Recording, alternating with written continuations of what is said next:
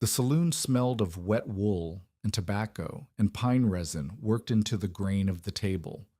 A man spread a deed map flat and tapped one finger on a square of ground that looked, on paper, like every other square of grass in the territory. Across from him, a younger man sat with a boy pressed close to his side, thin, coughing into his sleeve, holding a Bible that was too large for his hands. The man with the map smiled the way a man smiles when he is unloading damage. The younger man read the paper twice. Then he signed it, folded the receipt, and tucked it inside the Bible's front cover, next to a dried flower that someone else had pressed there. Alden Marr had not come to Dakota Territory to dig. He had come because there was nowhere else left that would have him. His wife, Claire, had died of fever in an Iowa boarding house 11 months before, and his sister, Pell, had died in a rail camp near Omaha, giving birth to a boy who lived. The boy was Emery Vale, 12 years old, thin as a fence slat, and coughing in a way that made strangers look twice. Alden had been a wagon shop hand in Columbus, Ohio, for 9 years, good with axles, iron straps, dry wood, and the mathematics of load and flex. None of that mattered on open prairie.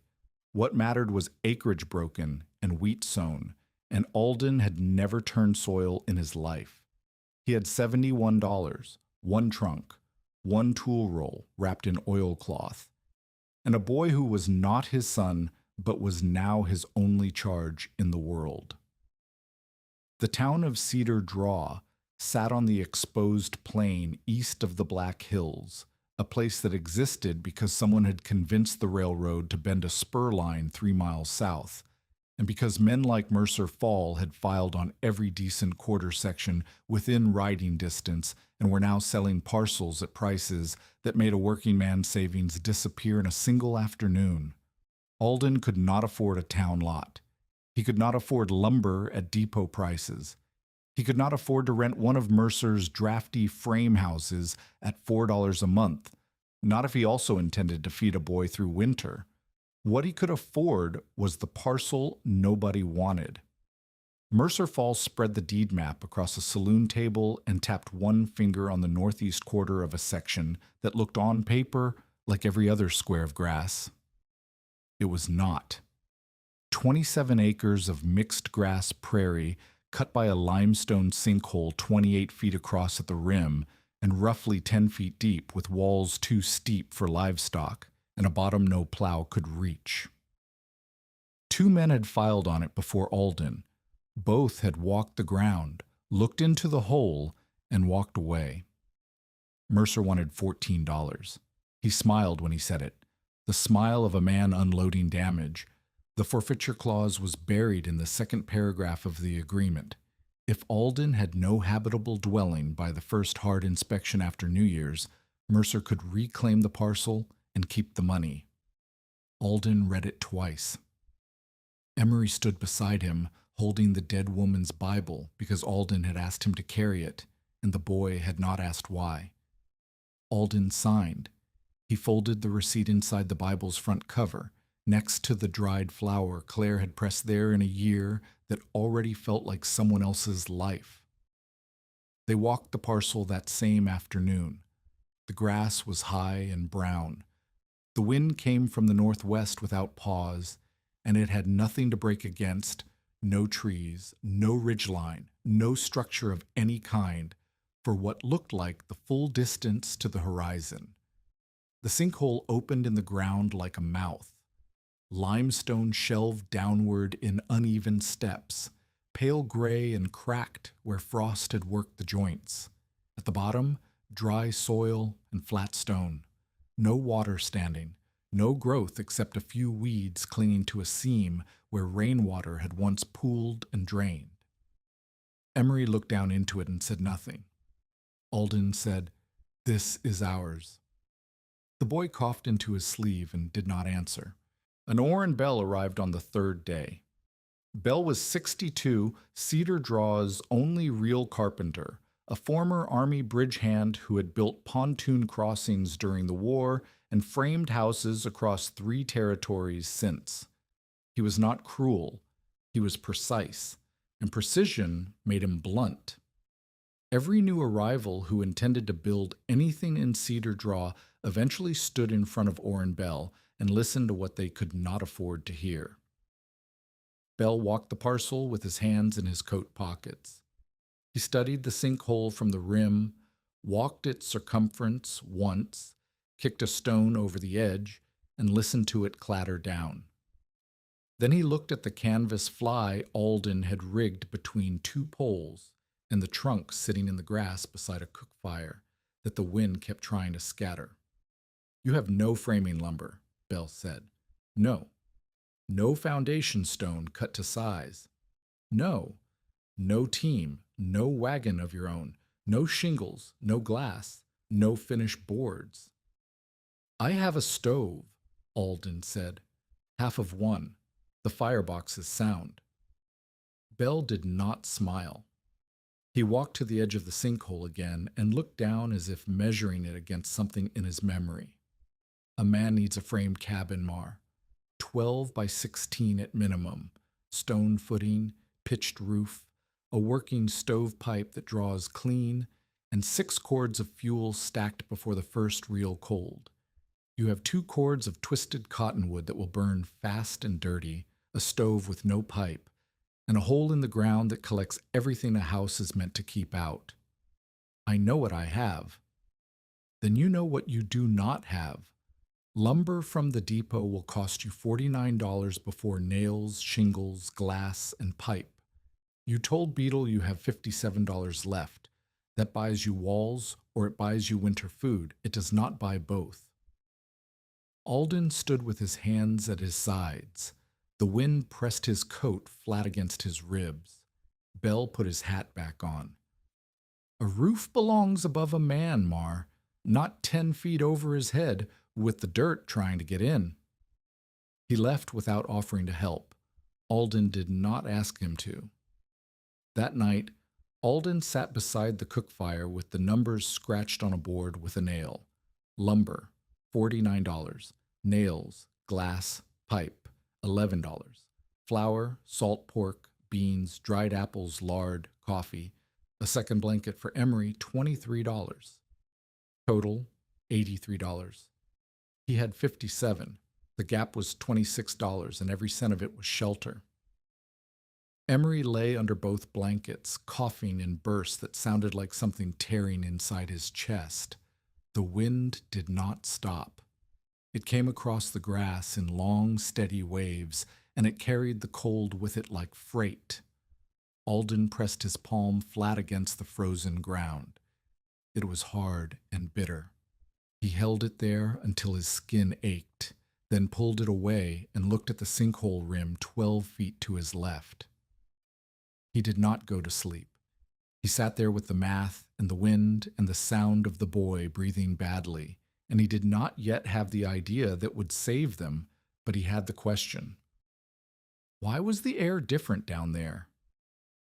Rain came for 3 days in the second week. Not the hard, fast rain of summer storms, but a slow, gray, grinding rain that turned the prairie into a flat brown smear and made every piece of cloth Alden owned heavy with damp. The canvas fly leaked. The cook fire took 20 minutes to coax into flame each morning. Emery's cough deepened. Alden crouched at the sinkhole rim and watched. Water ran across the surface in thin sheets, following the slight grade of the land, and where it reached the sinkhole's edge, it poured over the lip in small streams that found cracks in the limestone and disappeared. The bottom of the pit was wet in places, pooled in one low corner, but the center on the flat shelf of stone stayed mostly dry. The water moved through the rock instead of sitting on it. He climbed down.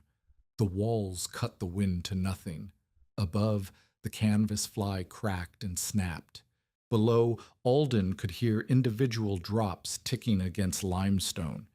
He held his hand against the pit wall. Cold, but not the biting cold of the surface. A different kind of cold, slower, duller, like water that had been sitting in shade. Emery appeared at the rim. "It is quieter down here," the boy said. Alden looked up.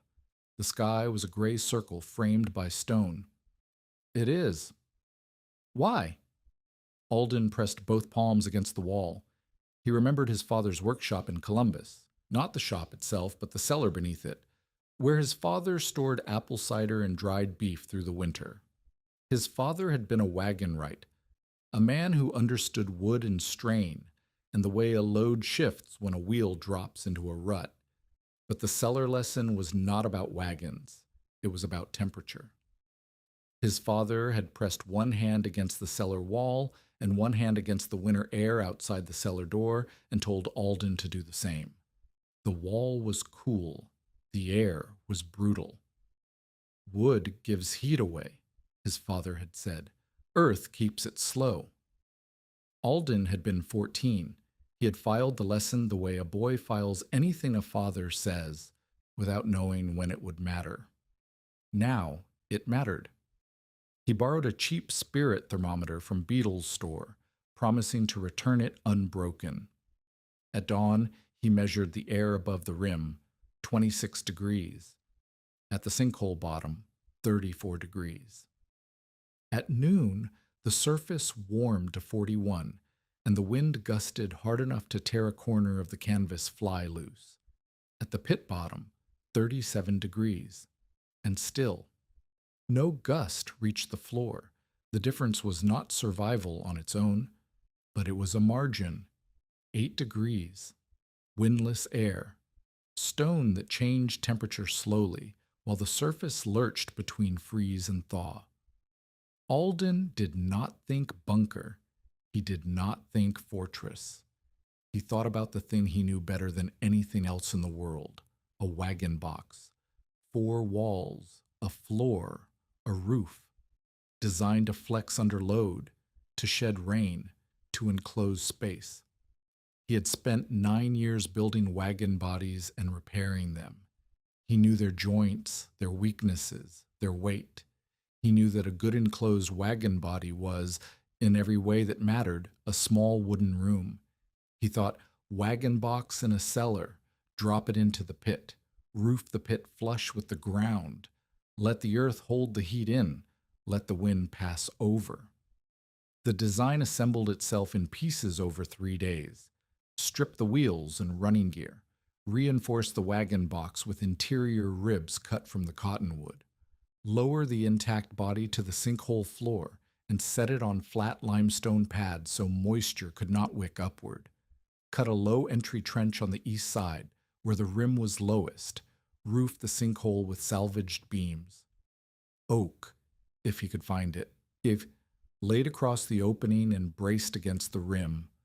Cross planks on top, then willow brush, stone, sod, and packed earth until the roof was level with the prairie.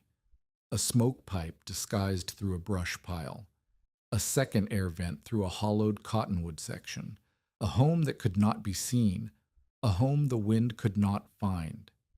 The problem was the wagon. Alden did not have one.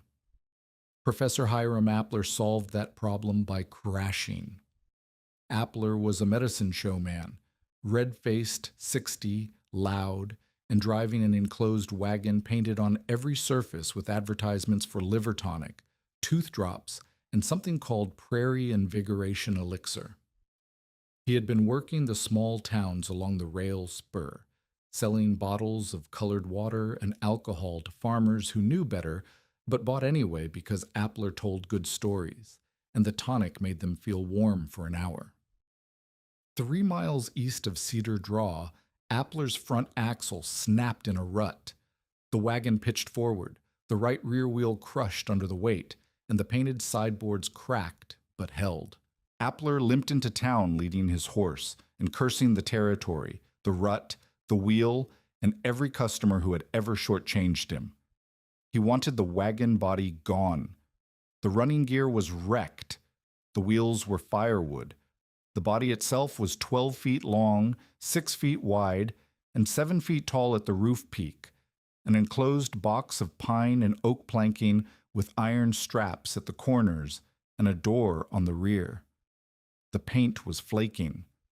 The gold lettering for the elixir was still legible.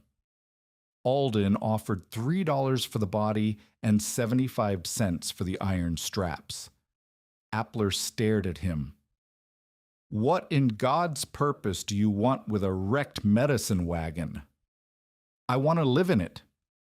Appler took the money and left on the morning freight. Nettie Dorsey appeared on the fourth day of work. Nettie was 40, widowed, and had kept her claim alive through 3 Dakota winters by being harder than the weather and more stubborn than the debt. She owned 40 acres a mile south, a sod house that leaked in spring, a mule named Drum, and a reputation for saying exactly what she thought without caring who heard it. She stood at the sinkhole rim and watched Alden stripping the broken wheels off the wagon body with a crowbar. "You are going to put that in the hole," she said. "Yes." "And live in it." "Yes." Nettie folded her arms. She did not laugh. She had survived too many winters to find another person's desperation funny, but she did not approve.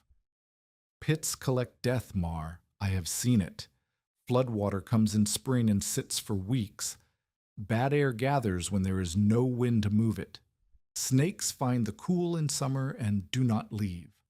Rot starts in the walls where you cannot see it. And if a beam fails above your head, the earth does not give you time to crawl out." "I know the risks." "Do you? Because every man who digs a hole thinks he has accounted for the water, and every man is wrong about something." She looked at the medicine wagon with its faded gold lettering. "If it is such a fine place to live, why did no one live there before you?" Alden did not have a full answer. He had measurements and a memory and a gap in his money that left no other choice. He said, "Because no one else had a wagon and no lumber." Nettie shook her head. "You are gambling that wind kills faster than earth. Maybe you are right. But that boy does not get a second guess if you are wrong." She left a sack of turnips at the rim. She did not offer to help. Cedar Draw made the project a joke before the first beam was cut. Boys dared each other to run to the sinkhole rim and shout Alden's name into the hole. The bravest ones threw pebbles. At Beetle's store, men leaned against the counter and competed for the best line. Someone called it Mar's Grave. Someone else suggested the sinkhole was where Alden planned to bury his prospects. A man Alden did not recognize carved a small wooden sign and drove it into the ground near the rim. "Rooms below, burial included." The joke worked because it felt earned. On a prairie where a man's worth was measured by what he could build above the grass, framed walls, a pitched roof, a chimney drawing smoke and a clean sky, Alden's house disappeared a little more every day. There was nothing to see, nothing to admire, nothing to prove that a man was making progress except the sound of a hammer coming from underground. Mercer Fall watched the joke spread and saw opportunity.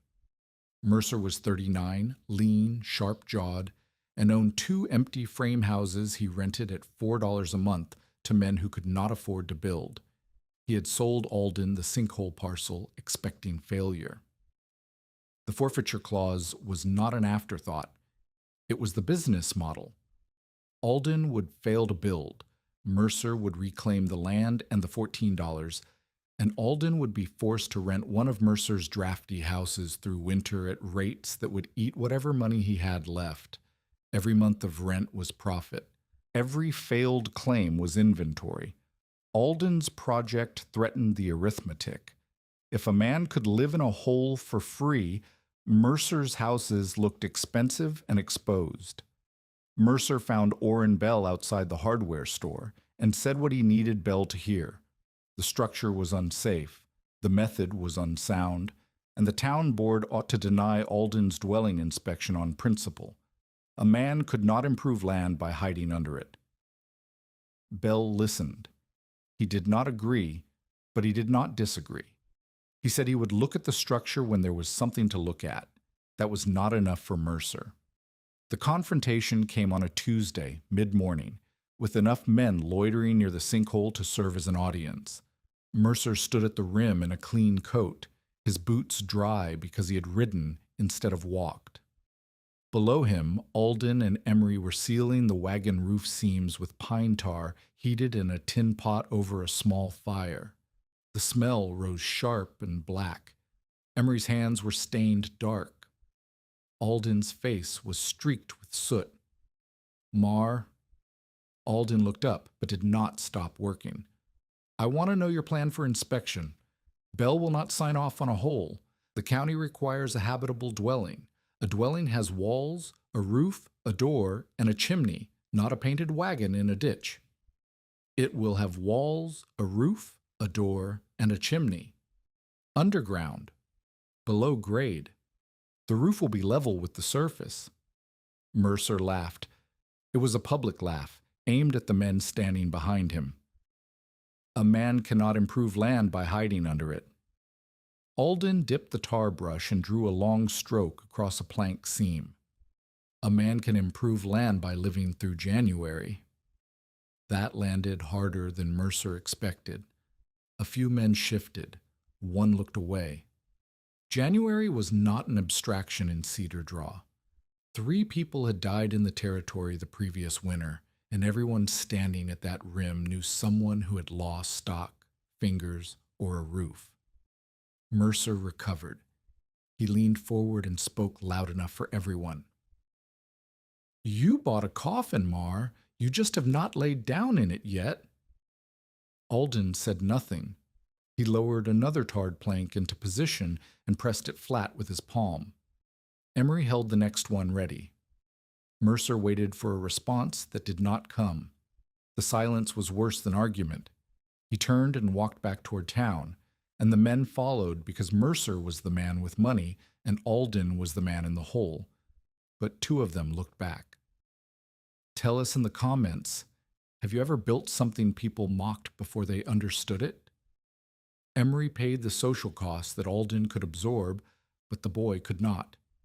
At the schoolhouse, a single-room frame building with a stove that smoked and windows that let light in and heat out. Boys Emery's age repeated their father's jokes. One told him his uncle lived in a grave. Another asked if the worms were friendly. Emery did not fight because he was small and his cough made him slow, and because Alden had told him that fighting men who laughed was a waste of the energy they needed for work. The boy came home with mud on his coat and said nothing about it. Alden saw the mud and said nothing about it either. They ate beans and salt pork in silence while the wind worked at the canvas fly, and the first true cold of November crept across the grass. Nettie came back. Not to help, to deliver a verdict. She stood at the rim with her arms folded and her jaw set and told Alden that she had watched him work for a week and she had one thing to say. I will not help you bury that child. I will leave food because I am not heartless, but I will not hand you nails for a box you're putting a 12-year-old boy inside. Alden looked at her. He sleeps under canvas now. The temperature dropped to 9 degrees last night. Which box is worse? Nettie did not answer. She set down a jar of pickled beets and walked away. Ditit. The work began in earnest on the 1st of November, and it began with a problem Alden had not fully solved: how to lower a 12-foot wagon body into a 10-foot pit without killing himself. The wagon shell weighed somewhere near 800 pounds with the iron straps and reinforced planking. Alden had no team, no crane, no block and tackle rated for the load. He had rope, 2 lengths of hemp, one thick and one thin, a single iron pulley he had bought from Beetle for $1.10, and a cottonwood limb that overhung the sinkhole's south rim at a height that might, if the wood held, serve as a pivot point. He rigged the pulley to the limb with a double wrap of rope and fed the thick hemp through it. The plan was simple: lash the wagon body at 4 points, lift one end clear of the rim, walk it over, and lower it in stages while Emery tended a brake rope wrapped around a stump. Emery weighed perhaps 80 pounds. The wagon weighed 10 times that. The brake rope was the only thing between a controlled descent and a fall that would shatter the body and crush anything beneath it. Alden checked the rigging 3 times. He tested the pulley with a stone that weighed roughly 200 pounds, lifting and lowering it until the rhythm felt predictable. He checked the grain direction of the cottonwood limb, a habit from the wagon shop, where a beam cut against the grain would split under stress, and found it sound but green. Green wood bends before it breaks. That was either a comfort or a warning. The temperature had dropped to 19 degrees overnight. Alden's hands were stiff. He wore Claire's old wool gloves with the fingertips cut away so he could feel the rope, and even through the wool the hemp bit into his palms like wire. He had just begun to lift the first corner of the wagon body when a voice came from behind him. "Your line angle is wrong." Alden turned. A man stood at the sinkhole rim, thick-built, gray-bearded, favoring his right leg, wearing a coat patched at both elbows and a hat that had survived more weather than most buildings in Cedar Draw. He was watching the rigging with the flat, unimpressed expression of someone who had seen ropes kill people. "That angle will pull the load sideways," the man said. "The body will swing into the wall and pin you." "I accounted for the swing." "You accounted for the swing at the top, not at the midpoint. Halfway down, the rope will change angle against the pulley, and the load will track 3 feet east. You will be standing 3 feet east." Alden looked at the rigging. He looked at the wall. He did the geometry in his head and realized the man was right. The man did not wait to be invited.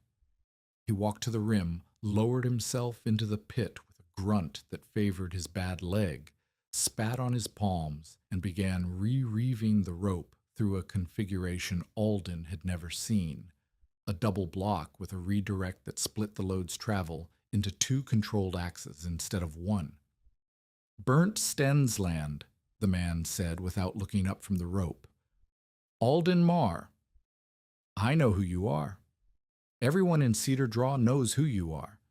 You are the man putting a wagon in a hole." He tested the redirect by pulling the thin rope through it with one hand. "I have put heavier things in deeper holes. The trick is not strength. The trick is that gravity is always impatient, and you must be slower than it wants you to be." Burnt Stensland was 58. He had been born in Norway, had worked lead diggings near Galena, Illinois for 11 years, had quarried limestone and built mine cribbing across 2 territories, and had stopped hard mining when his right leg was crushed by a shifted timber in a shaft near Deadwood. He now sharpened tools, repaired stone foundations, and watched other men do the work his body no longer allowed. He lived alone in a rented room above the hardware store. He had no family in the territory.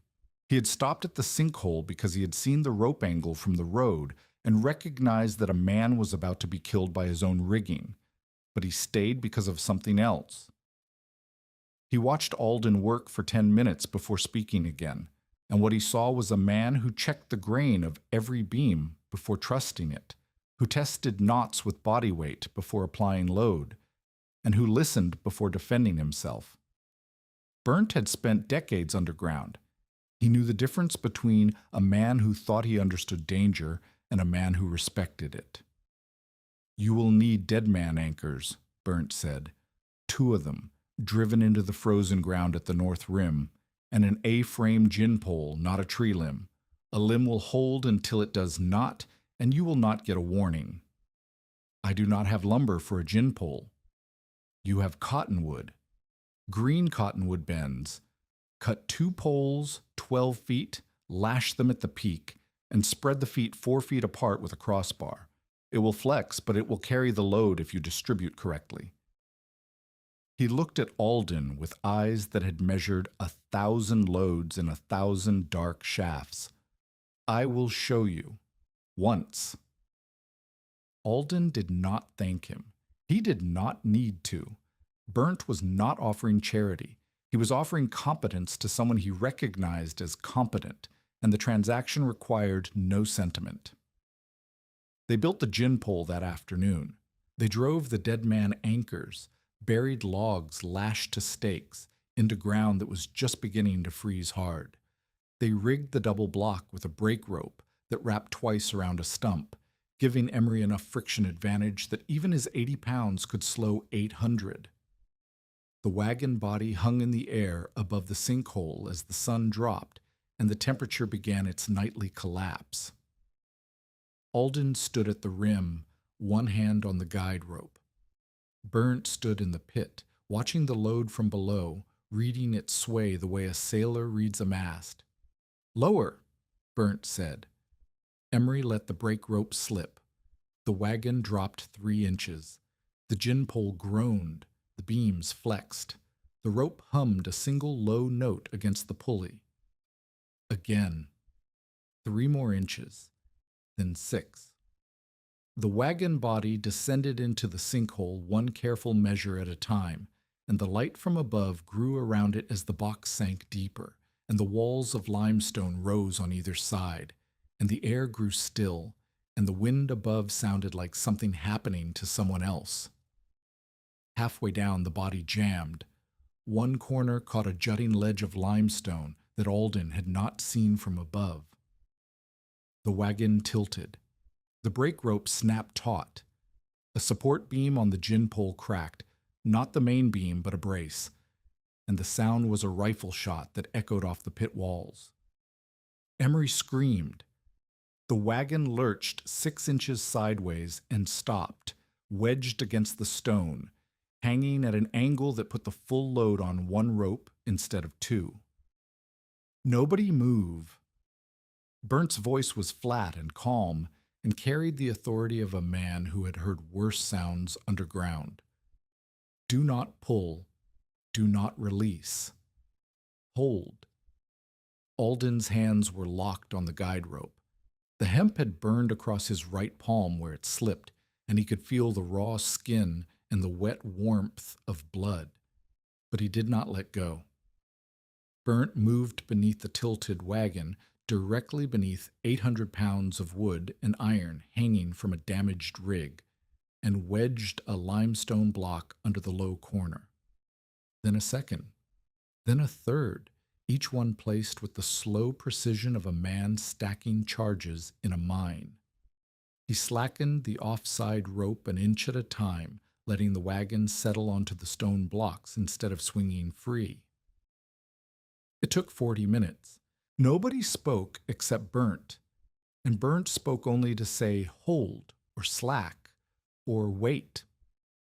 When the wagon body finally rested on the sinkhole floor, sitting on 4 flat limestone pads level within an inch, its painted side panels facing the walls of the pit it would call home, Alden sat on the rim and wrapped his bleeding hand in a strip of cloth and breathed. Emery sat beside him. The boy was shaking. Burnt climbed out of the pit, slow on his bad leg, and stood in the last light of the day. He looked at Alden's hand and said, "Rope burn. It will heal. The beam brace will not. You need a new one before you hang anything else from that frame." "I know." "Good." Burnt looked down into the pit at the medicine wagon, sitting on its stone pads, gold lettering catching the fading light. "Tomorrow I will show you how to read the water lines on this stone. If you do not control the drainage, this will be a cistern by March." He walked back toward town without saying goodbye. Alden watched him go. Emery's shaking had stopped, but the boy was still pressed close to Alden's side, and neither of them moved for a long time. Below them, the wagon sat in the earth like a seed waiting for something to grow over it. The wind came across the prairie and passed over the sinkhole without dropping in. Above, the canvas fly cracked and strained. Below, the air was still. November was half gone. Winter had not arrived, But Alden could feel it coming the way a man on a rail platform feels the train before he sees it. A vibration in the ground, a pressure in the air, a sound too low to hear, but too heavy to ignore. The wagon was down. The roof was not built. The fuel was short. The boy was sick. The town was laughing. And the storm that would test every joint, every beam, every calculation Alden Marr had ever made was still 8 weeks away, gathering itself somewhere north of the border, patient and enormous and completely indifferent to whether one man in a hole had finished his work. Burnt came back the next morning before light. Alden heard him before he saw him. The uneven gait on frozen ground, one boot landing heavier than the other, and then the scratch of a match and the brief orange glow of a pipe being lit in the dark. Burnt stood at the sinkhole rim, smoking, looking down at the wagon body resting on its limestone pads. He did not say good morning. He said, "Show me where the water went during the rain." Alden climbed down with a lantern. He pointed to the low corner where water had pooled, to the cracks in the limestone where runoff had drained, to the stain lines on the walls where moisture had climbed during wet seasons past. Burnt studied the stain lines the way a man reads a letter. Slowly, one passage at a time, going back to check what he had already read. He ran his thumb along a horizontal mark, roughly 18 inches above the current floor level. "That line is spring melt," he said. "The water sat at that height for long enough to leave the mark. Maybe 2 weeks, maybe 3. That is above the wagon floor." "Yes." Alden felt the math shift. The wagon floor sat on limestone pads roughly 4 inches above the pit bottom. If spring melt rose 18 inches, the floor of his home would be underwater by more than a foot. Everything in it, bedding, food, the stove base, emery, would be soaked or worse. So the pit floods. The pit takes water.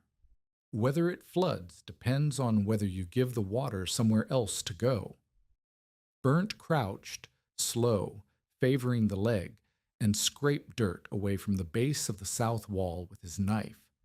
Beneath the soil was a fissure in the limestone, roughly 3 inches wide and running diagonally down into darkness.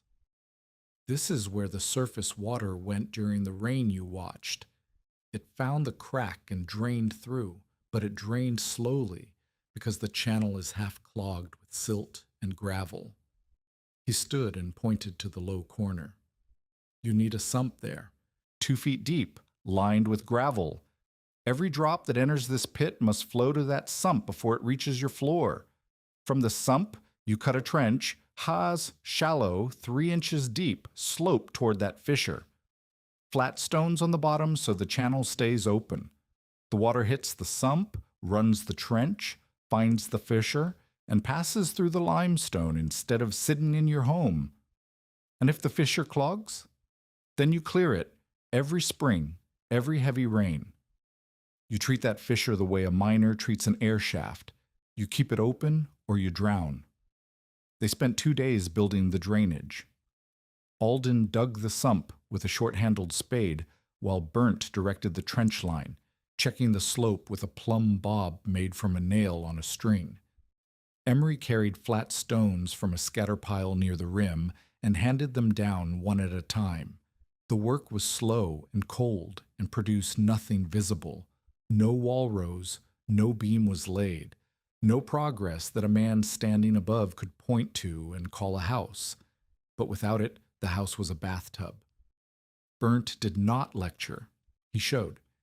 He laid the first 5 stones in the trench himself, demonstrating how to angle each one so water would flow across the surface instead of pooling against the edge. He made Alden lay the next 10. When Alden set one stone with the wrong tilt, Burnt pulled it out, turned it, set it back, and said nothing. The correction was the teaching. On the 3rd day, Burnt taught the roof. They stood at the rim and looked across the opening, 28 feet at its widest, narrower at the north end where the limestone closed in. The span needed beams long enough to reach from rim to rim with at least 2 feet of bearing surface on each side.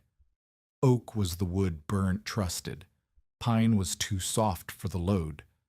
Cottonwood would rot within 2 seasons. "Where do I get oak?" Alden asked. "The old bridge approach on the freight road south. 3 miles. The county abandoned it when the road shifted. The deck timbers are oak, roughly 8 by 10 inches, and they have been curing in open air for 2 years. Sound wood. Dry. Heavy. Those belong to someone. They belong to the county, and the county does not remember they exist. You can ask at the land office. They will charge you a fee for timber you salvage. It will be less than buying milled lumber." The fee was $2.40 for salvage rights to the abandoned bridge approach. Alden paid it from the money that was supposed to buy Emery a winter coat. He sold his own spare coat to Beetle for $1.15 and used the difference for stovepipe sections. Emery now had a coat. Alden did not. The arithmetic of survival was merciless. Every solution opened a new deficit. Hauling the oak beams was the worst labor Alden had done in his life. Each beam weighed between 200 and 300 pounds. Alden had no team. He had a hand-built travois, 2 cottonwood poles lashed to a crossbar, and his own back. Burnt could not haul.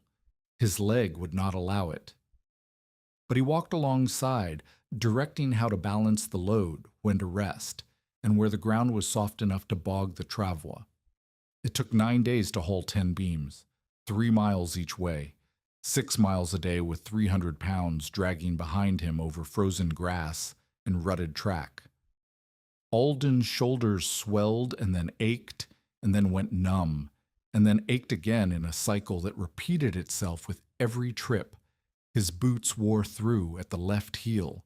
His hands, still healing from the rope burn, cracked open along the old wound and bled into his gloves. Emery walked with him on 4 of the trips, pulling a smaller travois loaded with the cross planks they cut from the remaining bridge deck. The boy did not complain. He coughed. He leaned into the harness. He coughed again. At the end of each trip, he sat on the ground and did not move for 10 minutes. And his face had a color in it that Alden did not like. Too bright, too sharp, like a lamp turned up past its safe limit. November burned away in labor. The cottonwoods along the creek lost their last leaves. Ice formed on standing water and stayed. The spirit thermometer at Beetle's store showed 12 degrees one morning, then 7, then 4 above zero before the month was out. Alden had not finished the roof. Burnt taught the roof construction the way he taught everything, by standing inside the problem and making Alden solve it while he watched. "The beams must not lie flat," Burnt said. They stood in the pit, looking up at the open sky, measuring the span with their eyes. A flat beam collects snow weight at the center. The load builds until the beam cracks. You need a crown, a slight upward curve at the midpoint. Not much. 2 inches over the full span, enough that snow slides toward the edges instead of sitting in the middle. "How do I crown a straight beam?" You do not. You select beams that already have a natural bow and lay them crown up. Every piece of timber has a curve if you look for it. The grain tells you which way it wants to bend. They sorted the 10 oak beams by crown. 7 had a usable bow. 3 were nearly straight. Burnt assigned the straight ones to the narrow end of the sinkhole where the span was shorter and the load lighter. The beam end seated on limestone ledges that Alden chiseled flat with a cold chisel and a hammer he had borrowed from Barrett. Each seat was roughly 6 inches deep and 8 inches wide, enough to hold the beam end securely and prevent lateral movement. The bark had to come off first. Burnt was immovable on this point. Bark held moisture, and moisture invited rot, and rot weakened a beam so slowly that a man would not know it was failing until the day he heard the sound no one wants to hear. Alden stripped bark with a draw knife from his tool roll. The blade sang against the oak in long, curling strokes, and the fresh wood beneath was pale and hard and smelled of something old and clean. Emery collected the bark strips and carried them to the surface for fire starter. Cross planks went on top of the beams, shorter boards tightly fitted, running a perpendicular to the main span. Then a layer of willow brush cut from the creek bed a mile east, laid thick enough to prevent sod from sifting through the cracks. Then flat stones placed by hand, creating a weight layer that would hold the brush in place during wind. Then the sod. Nettie Dorsey appeared on the morning Alden began cutting sod, and she did not appear empty-handed. She brought Drum, her mule, and a chain, and she stood at the rim with the same folded arm posture she had used every time she visited, except this time she also brought a breaking plow. "I still think you are building a coffin," she said. "Then why are you here?" "Because madness ought not have to drag oak alone. I watched you haul beams in freezing rain for 9 days. A man that stubborn is either right or dead by spring, and I would rather not find out which by reading it in the newspaper." She did not explain further. She hitched Drum to the plow and began cutting sod strips, 18 inches wide, 4 inches thick, heavy with frozen root mat, from the prairie beside the sinkhole. Alden and Emery carried the strips to the roof and laid them grass side down over the stone layer, overlapping each piece the way Burnt directed, offset like bricks, so the seams did not align. Burnt watched from the rim.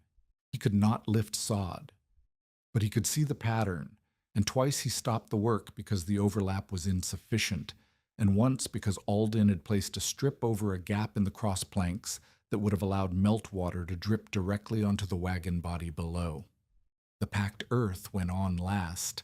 Loose soil shoveled over the sod, tamped flat with a plank, built up to 12 inches at the center and thicker near the edges where the rim met the roof. When it was done, the sinkhole was gone. In its place was a patch of disturbed earth, slightly mounded, that looked from 20 feet away like a low rise in the prairie. No walls, no roof peak, no chimney, just ground. The smoke pipe was Burnt's design, a length of stove pipe running at a shallow angle through the earth, exiting through a pile of brush and stone that Alden had built to look like a natural debris pile. The draw was poor at first.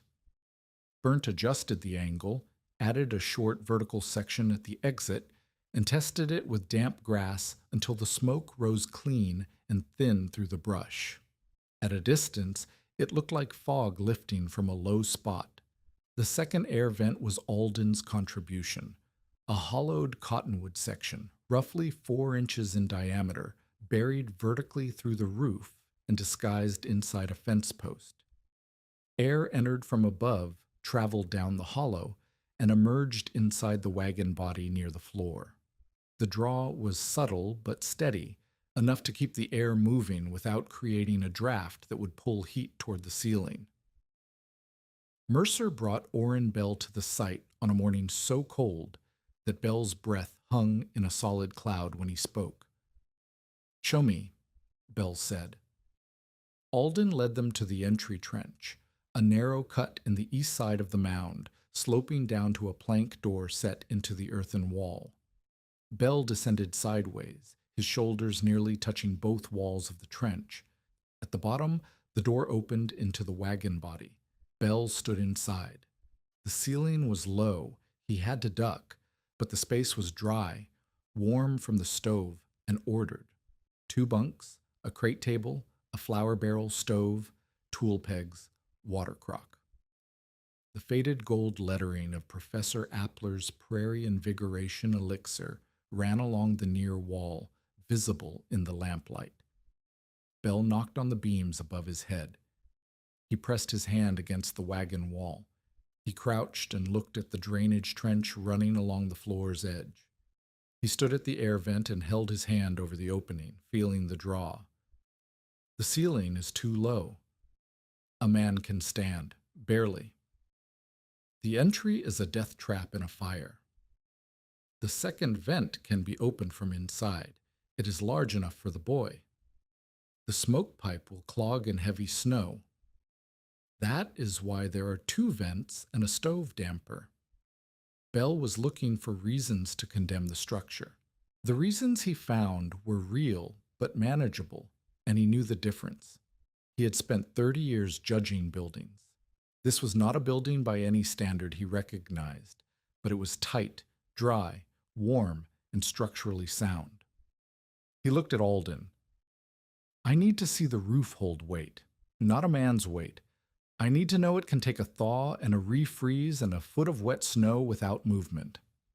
Bernd, who had been silent in the corner, spoke. Test it. Bell looked at him. Put the mule on it, Bernd said. If the roof holds Nettie's mule walking across it, it will hold Winter. They climbed out. Nettie had arrived during the inspection, drawn by the sight of Mercer's horse, which meant trouble, which meant she wanted to witness. She did not agree to the mule test. She looked at the roof, looked at Drum, looked at Bernd, and said, If my mule falls through your roof, Mar pays for the mule. Agreed, Alden said. Nettie led Drum onto the mound.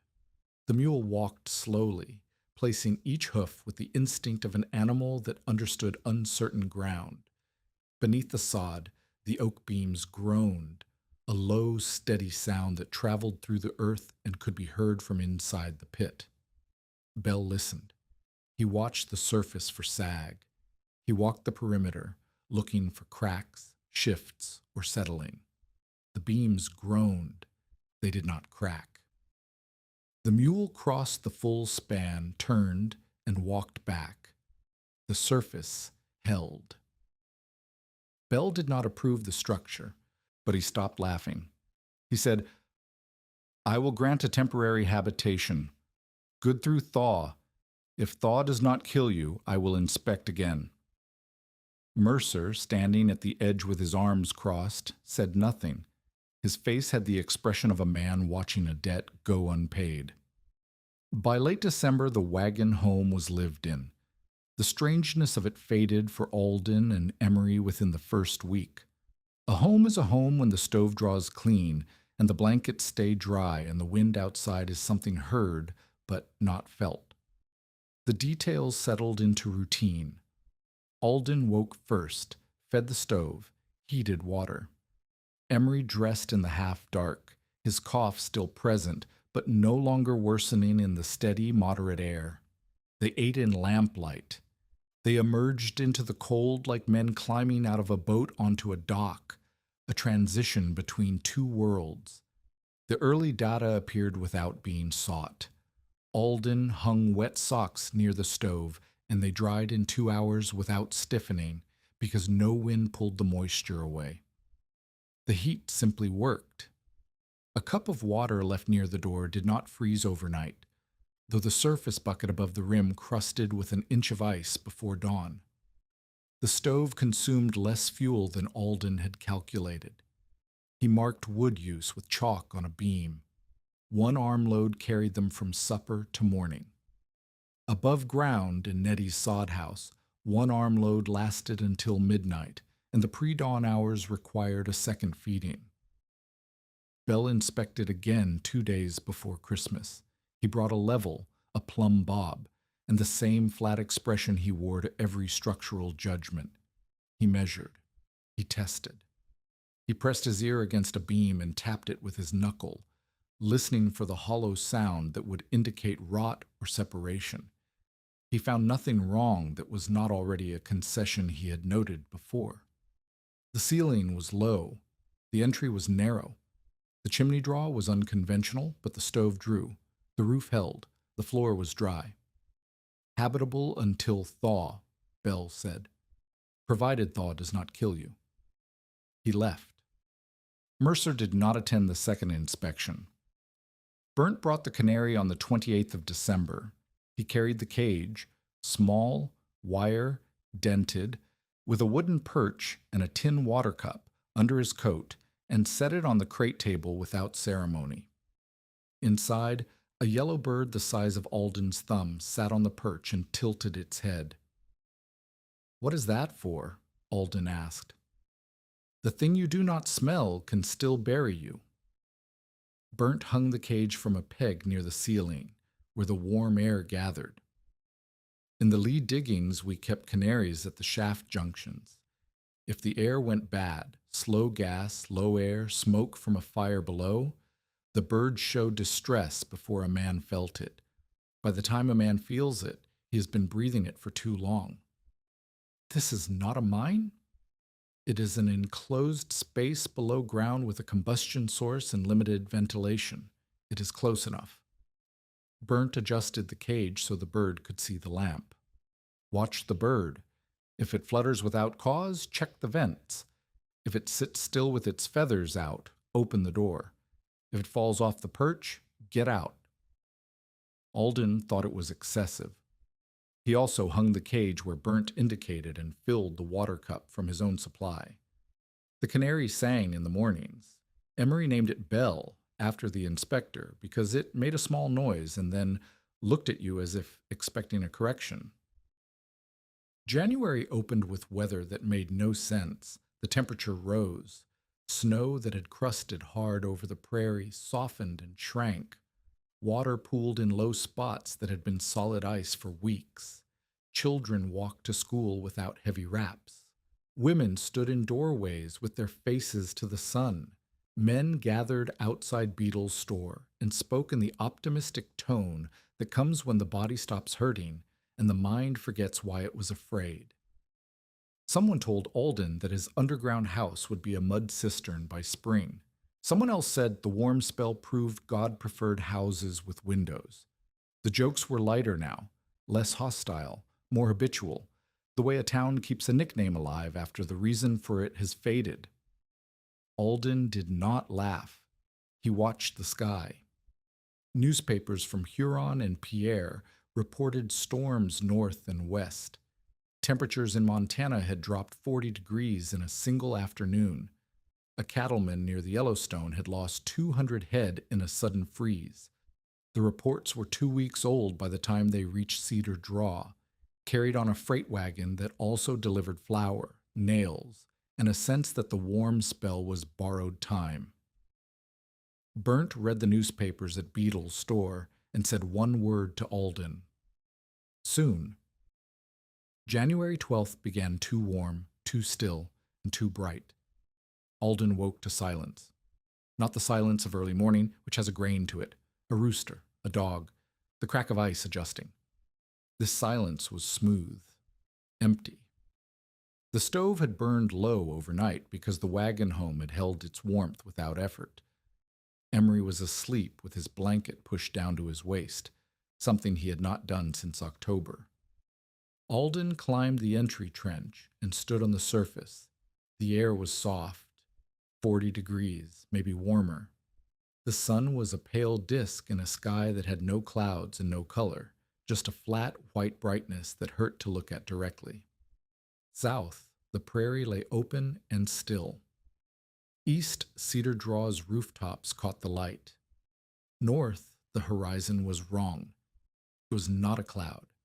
It was a line, a dark blue-black edge that stretched from northwest to northeast without a break, as if someone had drawn a boundary across the sky with ink.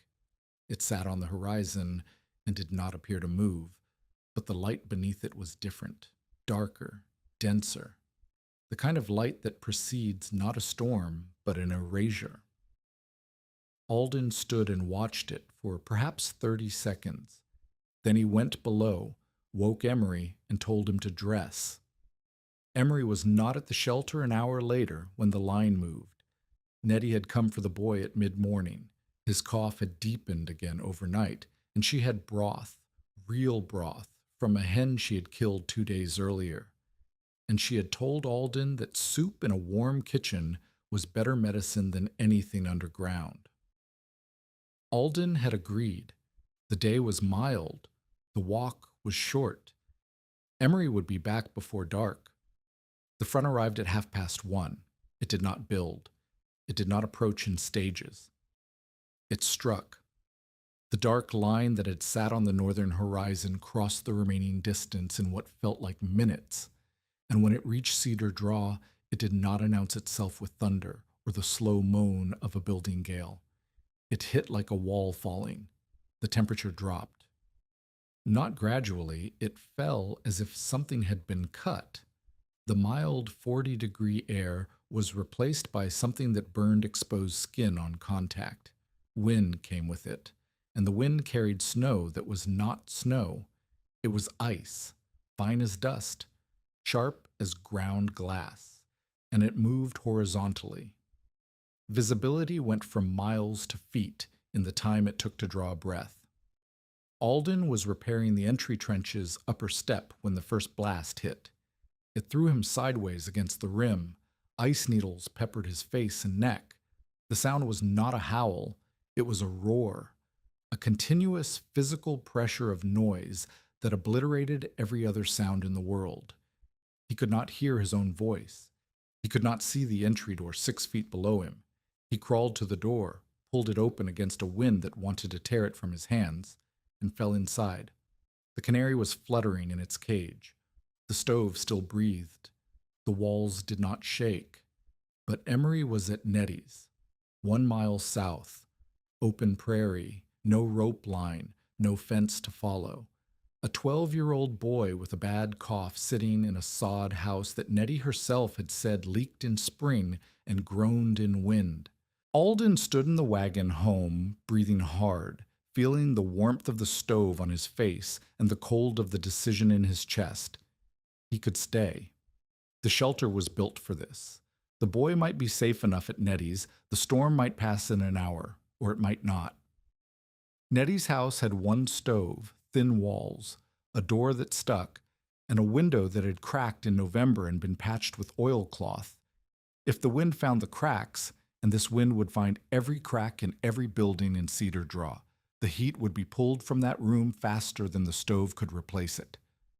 Emery's lungs were already compromised. Cold air in a failing house would finish what the cough had started. Alden took the heavy rope from the wall peg. He tied one end around his waist. He tied the other end to the iron rung of the entry ladder, leaving the full length, roughly 80 feet, coiled over his shoulder. Stay with this story now, because the house has not been tested until the man who built it has to leave it behind. He climbed into the trench. The wind hit him at the surface like a hand made of ice. He could not stand upright. He dropped to his knees and crawled. The first 50 feet were the worst because there was nothing to follow. He had no fence line between the shelter and the road. He crawled on a bearing south into the wind and counted lengths of his own body against the ground. At roughly 60 feet, his outstretched hand found the post of the nearest fence, and he grabbed it with fingers that had already lost most of their feeling. The fence ran south along the road. He pulled himself along it, post by post, unable to see more than the width of his own arm. The wire hummed. The post vibrated. Ice accumulated on his coat, his hat, his eyebrows, the rope over his shoulder. Each breath drew ice crystals into his throat. He coughed them out and pulled himself to the next post. The mile took more than an hour. Nettie's door was closed but not latched. The wind had blown it inward at some point, and Nettie had braced it shut with a chair, but the chair had shifted and the door was open 3 inches, and ice was streaming through the gap in a horizontal line that had already coated the floor near the threshold. Alden shoved the door open and fell inside. Nettie was kneeling beside the stove, feeding it from a dwindling pile of twisted cottonwood. One window was gone, the oilcloth had torn free, and snow poured through the opening in a continuous stream. The room was losing heat visibly. Nettie's breath was a cloud, and the water bucket near the wall had crusted with ice. Emery sat in the corner, wrapped in every blanket Nettie owned. His face was white. His cough had gone silent, which was worse than loud. It meant his chest was too tight to produce the sound. "We are going," Alden said. Nettie looked at him. "Going where? I cannot see my own fence." "I have a rope, 80 feet. It runs to the fence line. From the fence I can follow posts to the shelter." "A mile in this?" "A mile. I have done it once already." Nettie looked at Emery. She looked at her house, which was dying around her, the stove working at full draw and still losing the fight against the wind pouring through the failed window. She stood up. Alden wrapped Emery in a horse blanket and tied the boy to his own chest with rope, face against his coat, arms pinned so the boy could not reach out and lose a hand to the cold. He tied Nettie to his waist with 3 feet of slack. She carried nothing. There was nothing to carry that was worth the weight. They went out into it. The return was slower. Alden could not crawl with Emery lashed to his chest, so he walked bent double, one hand on the fence wire, the other arm clamped around the boy. Nettie walked behind him, her hand locked on the rope, her face buried in her collar. The wind came from the northwest and pushed them sideways with every gust. Twice Alden lost the wire and found it again only because Nettie, behind him, had not lost it yet. The rope went taut against the entry post when they were still 10 feet above the trench. The drift had buried the entrance. Snow was packed against the mound, and the entry trench was invisible. A smooth white slope where a door should have been. Alden dug. With his bare hands, because his gloves were frozen solid and could not grip. He dug through packed snow and ice until his fingers found the plank door, and he pulled it open against a weight of drift that tried to hold it shut, and he pushed Emery through the opening and Nettie after him, and then himself, and the door closed behind them, and the sound stopped. Not all of it. The roar was still there, transmitted through the earth as a low vibration. But the direct assault, the wind, the ice, the noise that obliterated thought, was gone. The stove still burned. The canary fluttered on its perch but stayed upright. The air was cold, but not killing cold. The walls did not move because there was nothing for the wind to push against. Nettie sat on the floor with her back against the wagon wall and did not speak for several minutes. Then she said, "It is quiet." "Yes, it is warm, warmer than above." She looked at the ceiling, the underside of oak beams, cross planks, and the dark weight of earth beyond them, 10 feet of ground between her and the storm. She said nothing else. Then the smoke rolled low. The vent pipe had clogged. Ice and driven snow had sealed the brush pile that concealed the chimney exit, and the stove's exhaust had nowhere to go. Smoke pooled at the ceiling of the wagon body and began descending in a gray, acrid layer. The canary screamed, a sharp, continuous alarm, and beat its wings against the cage. "Open the secondary vent," a voice said from the entry trench. "Burnt." He had followed the rope from town. He had seen the line tied to the fence post and known where it led. He stood in the trench, half frozen, his coat white with ice, his bad leg locked stiff, and he said again, "The secondary vent, the cottonwood pipe. Open it from inside. Then go up and clear the main pipe from the leeward side. Do not stand. Do not face the wind. Clear only enough for draw and come back." Alden pulled the plug on the secondary vent, the hollowed cottonwood section disguised as a fence post, and cold air rushed in with a sound like a gasp. The smoke layer began to thin, but the stove needed the main chimney to draw properly, and without it the fire would suffocate or fill the room. He climbed into the trench. He tied himself to the ladder rung with the last free length of rope. He went up into the storm for the 3rd time. The brush pile was a white mound. He could not see it from 3 feet away. He found it by crawling in a circle at the end of his rope, sweeping the ground with his arm until he hit the stones at the base. He cleared the leeward side, pulling frozen brush, scraping ice, opening a gap the width of his fist, and felt the draw before he heard it. The smoke pipe exhaled, and hot air melted a hole in the ice crust around the opening. He was back inside in 4 minutes. His hands were white. Nettie took them between her own and held them against her stomach until feeling returned, and the feeling was pain, and Alden did not make a sound. Burnt sat on the floor near the stove with his coat steaming. The canary had stopped screaming. The smoke cleared. The stove drew through the main pipe again, and the warmth returned in slow, steady waves, and the storm outside continued as if it intended to continue forever. Across Cedar Draw, the blizzard did what blizzards did to buildings that stood above the ground and presented edges to the wind. Orrin Bell's well-framed house, the best-built structure in town, lost shingles first, then roof boards over the kitchenelle. Wind entered the gap and pressurized the interior. A window blew inward. Bell's family retreated to the main room, stuffed rags into every seam, and fed the stove until the wood box was empty. By midnight, frost had formed on the interior walls. Mercer's rental houses fared worse. The walls were thin. The caulking was cheap. Wind passed through the board and batten siding as if the walls were screens, and every stove inside those houses ran at full draw and still could not keep a cup of water from freezing 10 feet from the fire. A family of 5 huddled behind their stove, the children between the parents, and waited for either the storm to stop or the wood to run out. Lute Caro, a drifter who had stood at Beatles' store 3 days earlier and called the Sinkhole Mars Underground Theater, was found near Bell's woodpile at dawn, alive but senseless, his fingers and nose already ruined.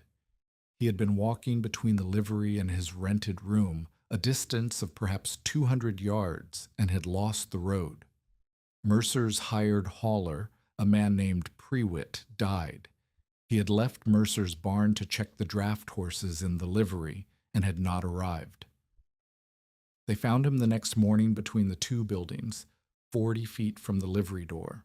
The distance might have been 40 miles. In the wagon pit beneath the prairie, Alden burned less than a quarter cord of wood during the worst 16 hours. Bell's damaged house consumed nearly a full cord and still lost its stored potatoes to freezing. Inside the wagon body, a water crock near the floor stayed liquid through the night. The temperature held. It was not warm. It was not comfortable. But it was the difference between a body that functioned and a body that shut down, and that difference was 10 feet of earth and a flat roof the wind could not find. Emery's breathing eased as the hours passed. The steady temperature, the still air, the absence of draft. His lungs stopped fighting, and his cough loosened into something productive instead of tight. He slept. Nettie covered him with the horse blanket and sat beside the stove and listened to the storm pass overhead like a train that would not end. Burnt leaned against the wagon wall with his eyes closed and his bad leg extended and said, to no one in particular, "This is what the earth does. It does not fight the wind. It lets it go." The storm lasted through the night and into the next morning. When Alden finally climbed the entry trench and cleared the drift from the door and stood on the surface, the sun was out and the world was white and still, and the temperature was 26 degrees below zero. Cedar Draw looked shaved. Roof boards lay in drifts. Stovepipes bent like black weeds growing sideways. Fences were buried. A horse stood crusted with ice near the livery, alive but motionless, waiting for someone to tell it what to do. Above the sinkhole, the surface was unbroken, a smooth white mound indistinguishable from the prairie around it. No damage, no displacement, no edge for the wind to have found. Smoke rose from what looked like an empty patch of ground. The morning after the storm, Orrin Bell walked to the sinkhole. He did not walk quickly. The drifts were waist deep in places and knee deep everywhere else, and the temperature sat at 26 degrees below zero. And Bell was 62 years old with a back that had been complaining since the first pontoon bridge he had built in the war. But he walked. He found the mound undisturbed. The snow lay smooth and unbroken across the surface. No boards had torn free because there were no boards. No shingles had lifted because there were no shingles. No chimney had bent because the chimney was invisible. The only sign of habitation was a thin thread of smoke rising from the brush pile at the south edge, pale against the white sky, barely there, steady. Bell stood at the rim of where the entry trench began and called down. Alden cleared the drift from the inside and opened the plank door. Bell descended. He removed his hat. He did not speak for nearly a minute. The wagon home was warm, not hot. The stove was banked low because the insulation held well enough that a full burn would have made the air uncomfortable. The canary sat on its perch and tilted its head at Bell. Emery lay on his bunk with his color better than it had been in weeks. Nettie sat at the crate table drinking coffee from a tin cup. Burnt leaned against the wall near the secondary vent with his coat drying on a peg. 4 people had survived in a space built for 2, and the space had held. Bell touched the nearest beam.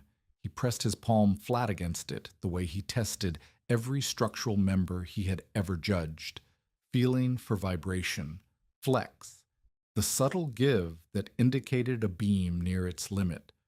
The oak was solid, cold to the touch on the top surface, where earth pressed against it, but dry and sound. He looked at the drainage trench along the floor edge.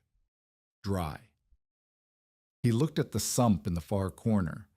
A thin film of moisture, nothing more. He held his hand over the secondary vent and felt the slow, steady draw of fresh air entering from above. Then he said the thing that cost him the most to say, because Bell was a man who had spent 30 years judging structures by a standard that required walls to stand vertical and roofs to peak above them, and admitting he had been wrong about a fundamental principle was harder for him than admitting he had been wrong about a measurement. I judged the roof because I could see roofs, Bell said. I did not judge the wind. Alden did not respond. He stood near the stove with his hands, still raw from digging through the drift, bare-handed, hanging at his sides. Bell looked at the ceiling again. The wind took my kitchen roof. It took boards I nailed with 16-penny nails, driven straight. It found the edge and got under it and peeled it back like paper. Your roof has no edge. The wind could not find it. That was the idea. I know that now. Bell put his hat back on. He looked at Barrett. The drainage, the venting, the beam seats. That was yours. Some of it, Barrett said. The idea was his. The wagon was his. I showed him how not to be buried by his own work. Bell nodded. He climbed out of the pit without saying anything else, and he walked back to Cedar Draw, and by the time he reached Beetle's store, he had already told 2 men that the structure under Mars Parcel was the soundest shelter he had seen in 3 territories. The word moved through Cedar Draw the way all information moves through a small town on the plains, fast, distorted, and unstoppable. They came in 1s and 2s over the following days, not to mock, to look. A farmer named Ivor Dahl, who had lost his kitchen roof and half his stored grain to the storm, stood at the sinkhole rim and asked how deep the pit needed to be. Alden told him the depth mattered less than the drainage and the wind exposure. A pit that collected water was worse than no pit at all. A woman named Cora Stritch, whose husband had frostbitten both hands trying to repair their chimney during the storm, descended into the wagon home and touched the walls and the beams and the dry floor and asked Alden how much it had cost. He told her $3.75 for the wagon body and iron straps, $2.40 for the salvage timber, $1.10 for the pulley, stovepipe sections, and a spirit thermometer. He never returned a beetle. The total materials cost, not counting his own labor or burns, was under $8. Cora Stritch's husband had spent $63 on a frame house that the storm had damaged beyond what they could afford to repair. A family named Teague, husband, wife, 3 children, came from a claim 4 miles north and asked if the method worked in flat ground without a sinkhole. Alden said it could, but the digging would take a team and the drainage would need to be planned differently, and he would not advise it without seeing the ground first. The questions were not abstract. They were urgent. The storm had exposed every weakness in every conventional structure in Cedar Draw, and the people who had watched Alden dig his hole and lower his wagon and disappear beneath the prairie now understood that the joke had been on them. The man who had hidden from the wind was the man the wind had not touched. Alden did not boast. He showed. When Bell came back a second time, this time with a notebook and a pencil, Alden walked him through every element of the construction: the drain, the sump, the gravel bed, the fissure channel, the beam seats chiseled into limestone, the crown on the main spans, the bark stripping, the cross-plank fitting, the sod overlap pattern, the smoke pipe angle, and the secondary vent draw. Bell tested each element. He knocked the beams. He poured water into the drainage trench and watched it flow to the sump and drain through the gravel. He held a candle near the secondary vent and watched the flame lean toward the opening. Proof of draw, proof of air movement, proof that the space was not the death trap he had once assumed. Nettie came down for the 3rd time and stood in the doorway and said, "I told you pits collect death." "You did." "I was not entirely wrong. A bad pit would collect death. This is not a bad pit." She paused. "Alden, I need you to build me something." Mercer Fall did not visit the sinkhole after the storm. He did not need to. He could read the situation from his office on the main street, where 2 of his rental tenants had already come to demand repairs and a 3rd had given notice. The arithmetic had reversed. Before the storm, Mercer's frame houses were shelter, and Alden's pit was a joke. After the storm, Mercer's frame houses were expensive liabilities: high walls that caught wind, thin boards that passed cold, roofs that peeled in gusts, and Alden's pit was the only dwelling in Cedar Draw that had come through the night undamaged. Mercer tried the only strategy available to a man whose product had been publicly outperformed. He attacked the competitor.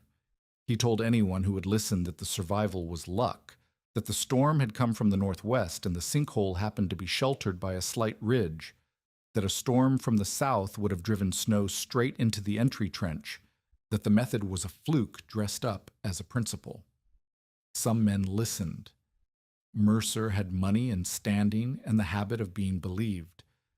But the tenants who had spent the worst night of their lives in his houses did not listen, and the families who had seen the contrast between a full cord burned and a quarter cord burned did not listen, and Orrin Bell, who had 30 years of structural authority behind his name, did not listen.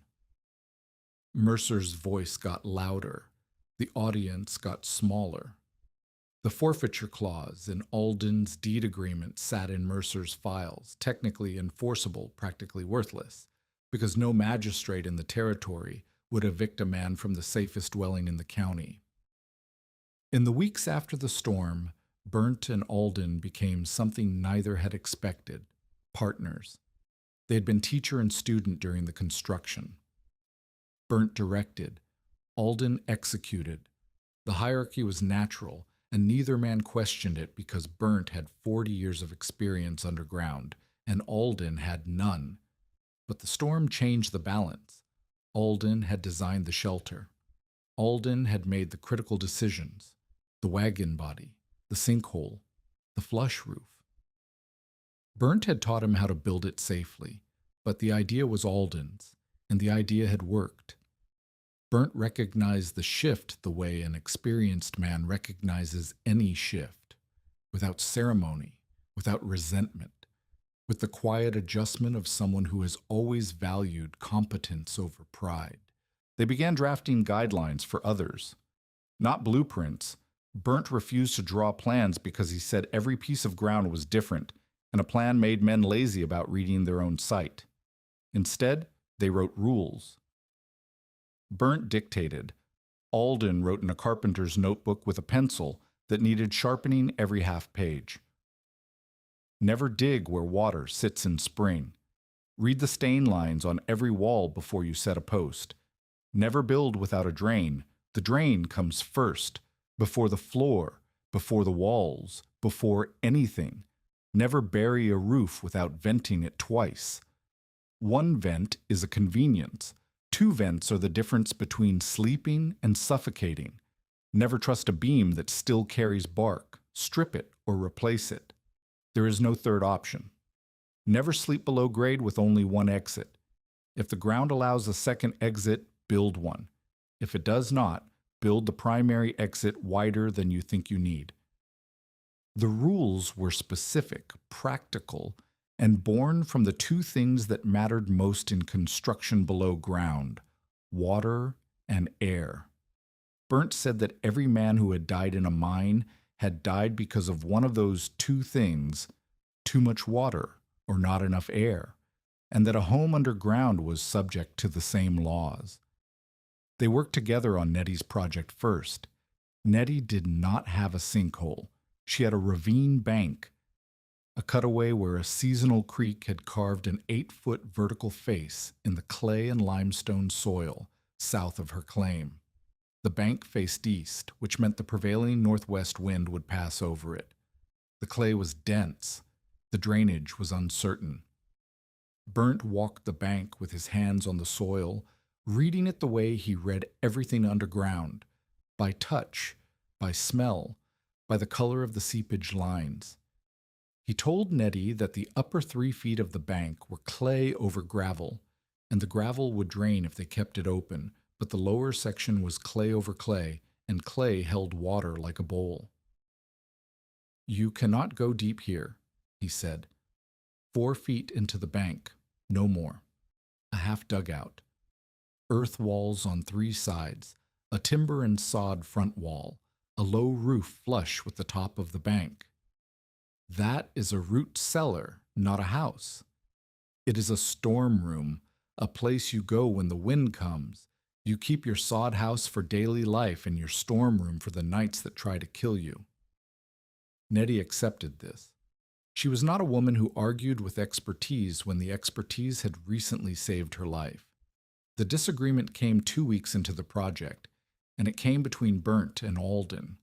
Alden wanted to dig a full cellar beneath Nettie's storm room, an additional 4 feet of depth that would create a cold storage space for root vegetables and preserved food.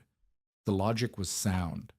A deeper space would hold a more stable temperature year-round, and Nettie needed storage as much as she needed shelter. Burnt said no. "The clay below 4 feet is wet clay. I can feel it. You dig into wet clay and you create a basin that fills from below. No drain will keep up with groundwater pushing in through the floor. We can line it with stone. Stone slows water. It does not stop water. Not at that depth, not in that soil." Burnt's voice was flat. It was the voice of a man who had seen shafts flood. "You are thinking like a carpenter, Alden. You are thinking about the space you want to create. I'm thinking about the water that already owns that space and will take it back the moment you stop fighting it. Then we fight it." "No, you do not fight groundwater. You avoid it. The rules we wrote, every one of them, are about avoidance, not combat. You do not drain a swamp to build a mine. You build the mine where the swamp is not." Alden stood in the half-finished dugout with his shovel in his hand and said nothing for a long time. The disagreement was not about Nettie's cellar. It was about the boundary between ambition and judgment, and Burnt was telling him that judgment mattered more. He put the shovel down. 4 feet, no deeper. Burnt nodded once. The man who knows where to stop digging lives longer than the man who knows how to dig. They finished Nettie's storm room in early March. It was modest, 12 feet wide, 4 feet deep into the bank, with a timber and sod front wall, a plank door, a small stove vent, and a raised plank floor over a gravel bed. It would not hold a family through a winter. It would hold 3 people through a storm. Burnt's cough began in late February. He had walked a mile through the blizzard to reach Alden's shelter. He had spent the night in a space built for 2 holding 4. He had climbed out the next morning into 26 below air with wet boots and a coat that had not fully dried. His body had carried the cost without complaint for 6 weeks, and then it stopped carrying it. The cough was deep and wet and sounded like something structural failing inside his chest. Alden recognized the sound because he had heard it in Emery, the same thick, reluctant noise that meant the lungs were working harder than they were designed to work. But Emery was 12 and recovering. Burnt was 58 and had spent 11 years breathing lead dust in the Galena diggings and limestone powder in Dakota quarries. Burnt did not stop working. He came to the shelter every morning, slower each week, and sat on the rim and directed while Alden built. He reviewed the drainage on Nettie's storm room. He helped Bell design a low storm cellar beneath the rebuilt schoolhouse, a project Bell had proposed himself, which was the most significant concession the old carpenter had ever made to a method he had once dismissed. Burnt drew the cellar layout in the dirt with a stick, specifying beam sizes, vent placement, and the critical detail that the entry must open inward as well as outward, so that a drift against the door could be broken from below. But each day he sat longer and worked less. His bad legs stiffened earlier in the morning. His hands shook when he held the pencil. His cough worsened until the sound of it reached Alden's ears before the sound of his footsteps. In late March, on a day when the first melt was running and the air smelled like mud and distance, Burnt sat on an overturned bucket near the sinkhole rim and told Alden something he had not said before. "I will not survive another winter here." Alden did not argue. He had known for weeks. "The lead dust," Burnt said. 11 years of it. They told us it settled in the lungs and stayed. I believed them because I watched men die of it who were stronger than me. I outlived them because I left. But it does not leave you. It waits." He looked across the prairie, which was brown and wet, and beginning to show the first green at the roots of the grass. "I need you to do something before I cannot ask. Name it. Teach Bell what I taught you. Every step. Drainage, air, load, heat, escape. If you can teach it to Bell, a man who does not want to learn it, then you can teach it to anyone. And if you can teach it to anyone, then what I know does not die with me." Alden said, "You taught me. I will teach him." "Teach him now, while I can hear whether you get it right." Over the next 2 weeks, Alden taught Orrin Bell. He taught him in the sinkhole, in Nettie's storm room at the schoolhouse cellar site. He explained drainage and made Bell dig a test trench. He explained venting and made Bell hold a candle at every opening. He explained beam load and made Bell select timbers by crown. He explained the rules, every one of them, and Bell wrote them down in the same notebook Burnt had dictated them into, because Bell was a man who respected written standards, even when the standards came from a method he had spent months denying. Burnt sat nearby during each session. He corrected Alden twice, once on the drainage slope specification, once on the venting cross-section, and both times Alden accepted the correction without argument. When the teaching was done and Bell could recite the rules and explain the reasoning behind each one, Burnt smiled. It was the first time Alden had seen him smile since the storm. Burnt Stensland died on the 23rd of April, sitting in the sun near the Sinkhole rim with the canary cage beside him. Alden found him in the late afternoon. The sun was low and warm, and the grass around the rim had come in green, and Burnt sat with his back against a stone, and his hat on his knee, and his eyes closed, and his face turned toward the light.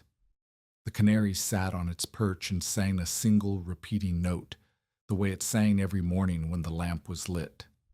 Alden sat beside him for a long time.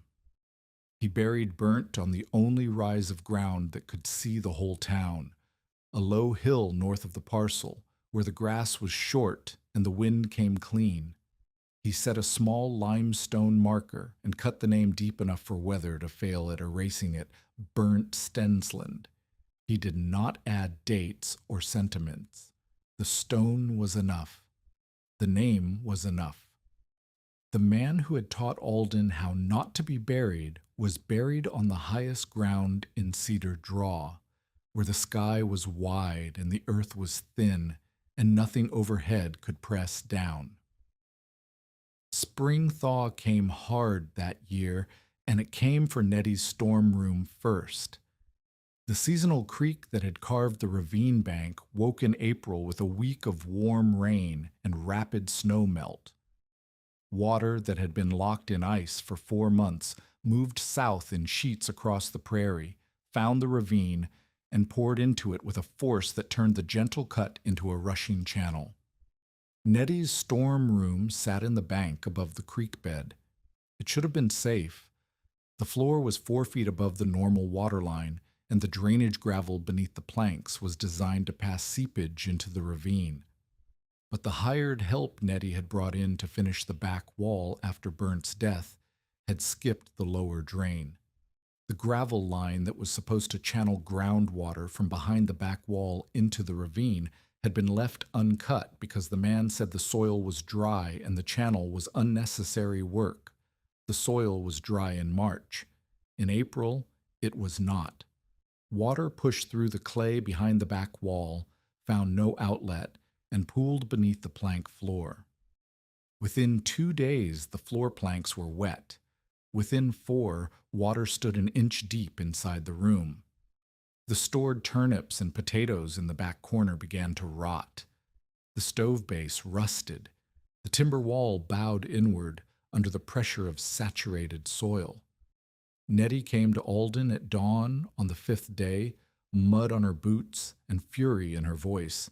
Not at him, at the situation, at the hired man who had skipped the drain, at the water that was taking back the space Burnt had said it would take back if given the chance. Alden went to the ravine. He looked at the water. He looked at the wall. He felt the soil behind the back wall with his hand, the way Burnt had taught him, pressing into the clay, reading the moisture content by how the material responded to pressure. He could hear Burnt's voice in his head. You do not fight groundwater. You avoid it. But avoidance was no longer possible.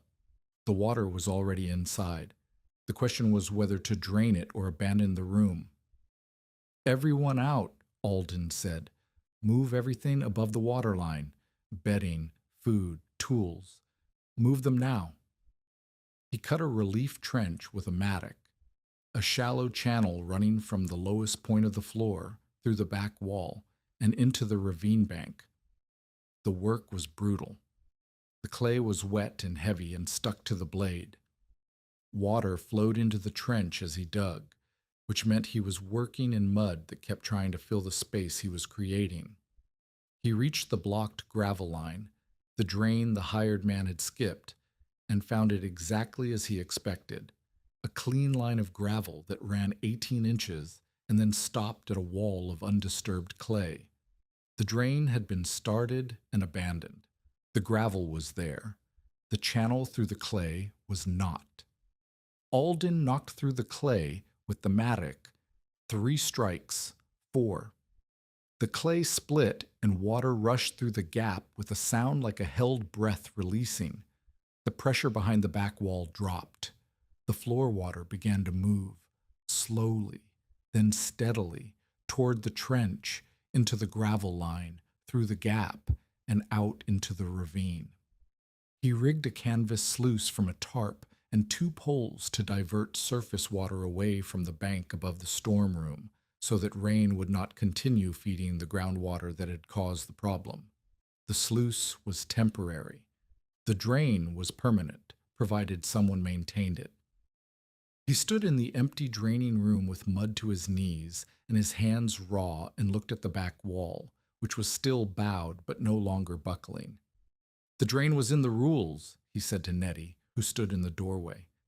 The lower drain comes first, before the floor, before the walls, before anything.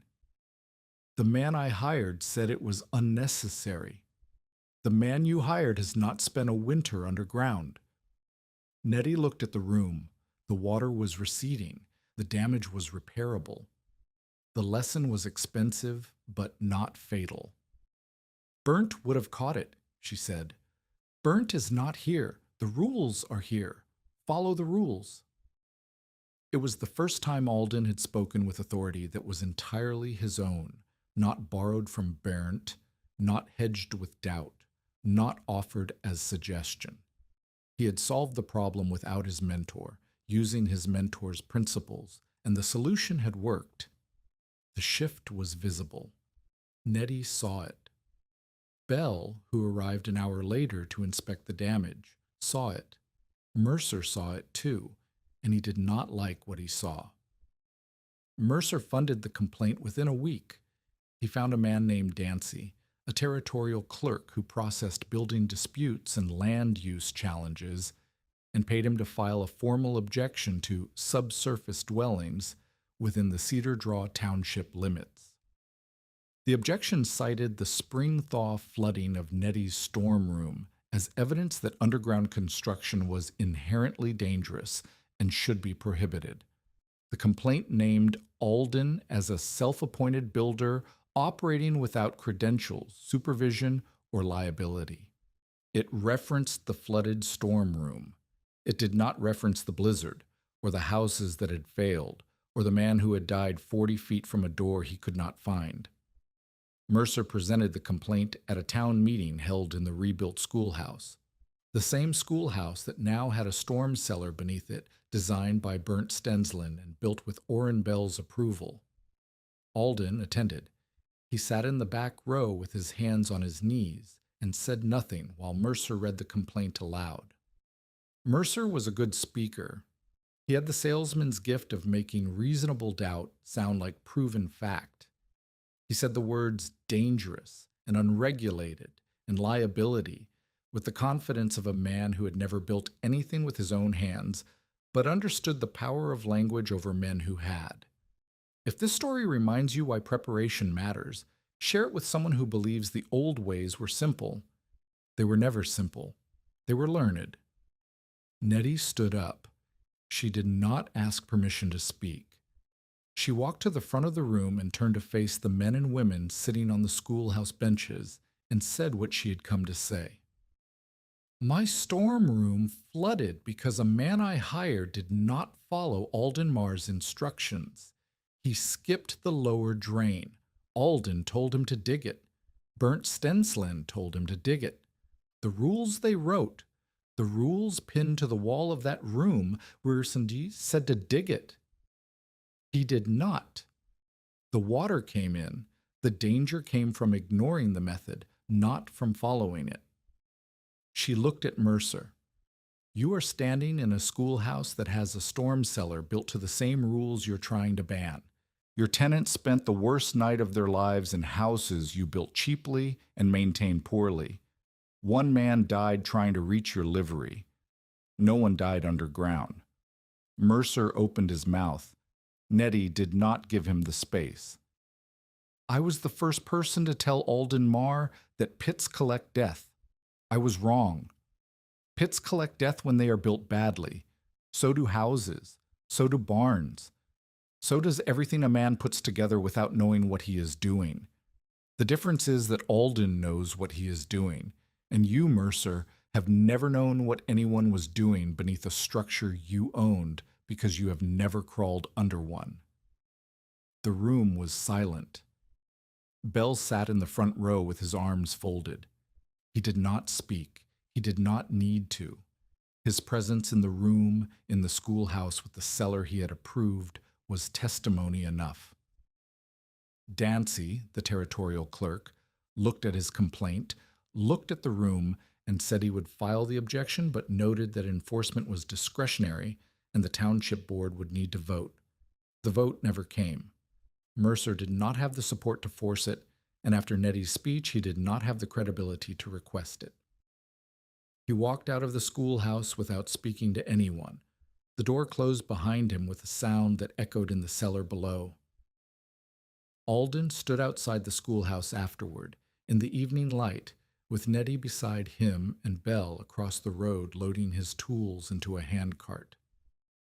"You did not need to do that," Alden said. "Yes, I did." Nettie pulled her coat tighter. "Burnt cannot speak for himself. You will not speak for yourself. Someone has to say the true thing in front of the man telling the false one. Mercer will not forget. Mercer's memory is his own problem. My problem is keeping people alive through winter. Your problem is teaching them how." She looked at him the way she looked at a fence that needed mending, appraising, direct, already calculating the work. "You need to start charging." "I will not charge for knowledge Burnt gave me for free." "Then charge for labor and give the knowledge away. You cannot feed a boy on gratitude." Alden did not answer. He watched Bell push his handcart up the road in the fading light, and he thought about Burnt sitting in the sun with the canary cage beside him, and he thought about the rules written in the carpenter's notebook, and he thought about the question that had replaced every other question in his life, not whether he could survive, but whether he could make sure others did. The town was changing around him, not fast, not dramatically, but the way a prairie changes between seasons, in small shifts that accumulate until the landscape is different, and no one can point to the day it turned. 2 families had already asked about storm rooms. Bell had approved the schoolhouse cellar. Nettie's ravine shelter was draining properly, and Alden Marr, the man who had been mocked for putting a wagon in a hole, was now the man people came to when the wind picked up and the sky went dark.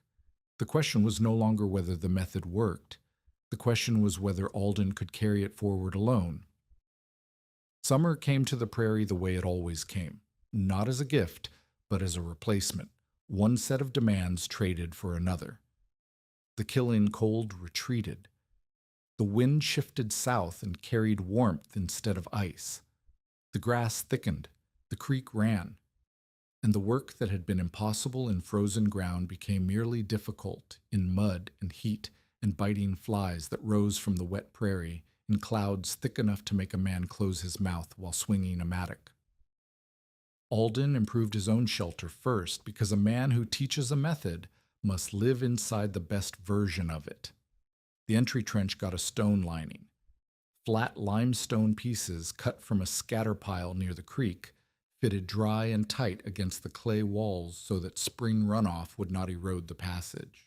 He raised the sleeping platform inside the wagon body 6 inches above the floor, creating a dead air space beneath the bunks that added insulation and kept bedding clear of any moisture that made it past the drainage. He cut a second vent, disguised inside a hayrick he built on the surface, so that summer air could circulate through the living space without opening the main door. He added a hinged storm hatch at the top of the entry trench, heavy enough to resist wind load but operable from inside with one hand. The cold cellar was Barent's idea, conceived before his death, but built after it. Alden dug laterally into the limestone wall of the sinkhole, not down, where groundwater waited, but sideways, where the stone was dry and the temperature held steady through every season. The cellar was small, 4 feet deep, 3 feet wide, 5 feet tall. enough for a barrel of salt pork, a crock of pickled beets, a sack of flour, and a row of jars that Nettie filled with preserved plums from a wild thicket she had found along the creek. He built a surface shed above the sinkhole, a simple lean-to with a sod roof that covered the entry trench and provided a place to stack wood, hang tools, and store the items that did not need to be underground. The shed gave the homestead something it had lacked, a visible structure.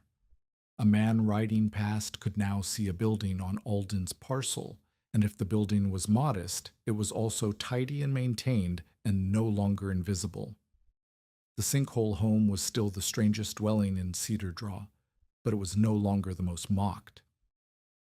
The teaching began formally in June, when Ivor Dahl brought his brother-in-law from a claim 12 miles north and asked Alden to look at a ravine on the property. Alden rode out with Dahl. He walked the ravine. He pressed his hands into the soil. He read the stain lines on the exposed bank. He measured the slope with a plumb bob. He checked the drainage pattern by pouring water from a canteen at the high point and watching where it traveled. The ravine was suitable.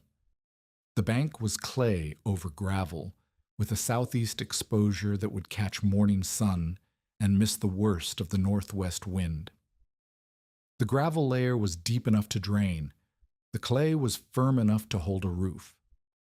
He told Dahl's brother-in-law what to build: a half dugout, similar to Nettie's storm room, but wider, with a timber front wall, a sod roof flush with the bank top, 2 vents, and a drain trench that emptied into the ravine. He specified beam sizes. He specified the drainage slope. He specified the vent cross-section.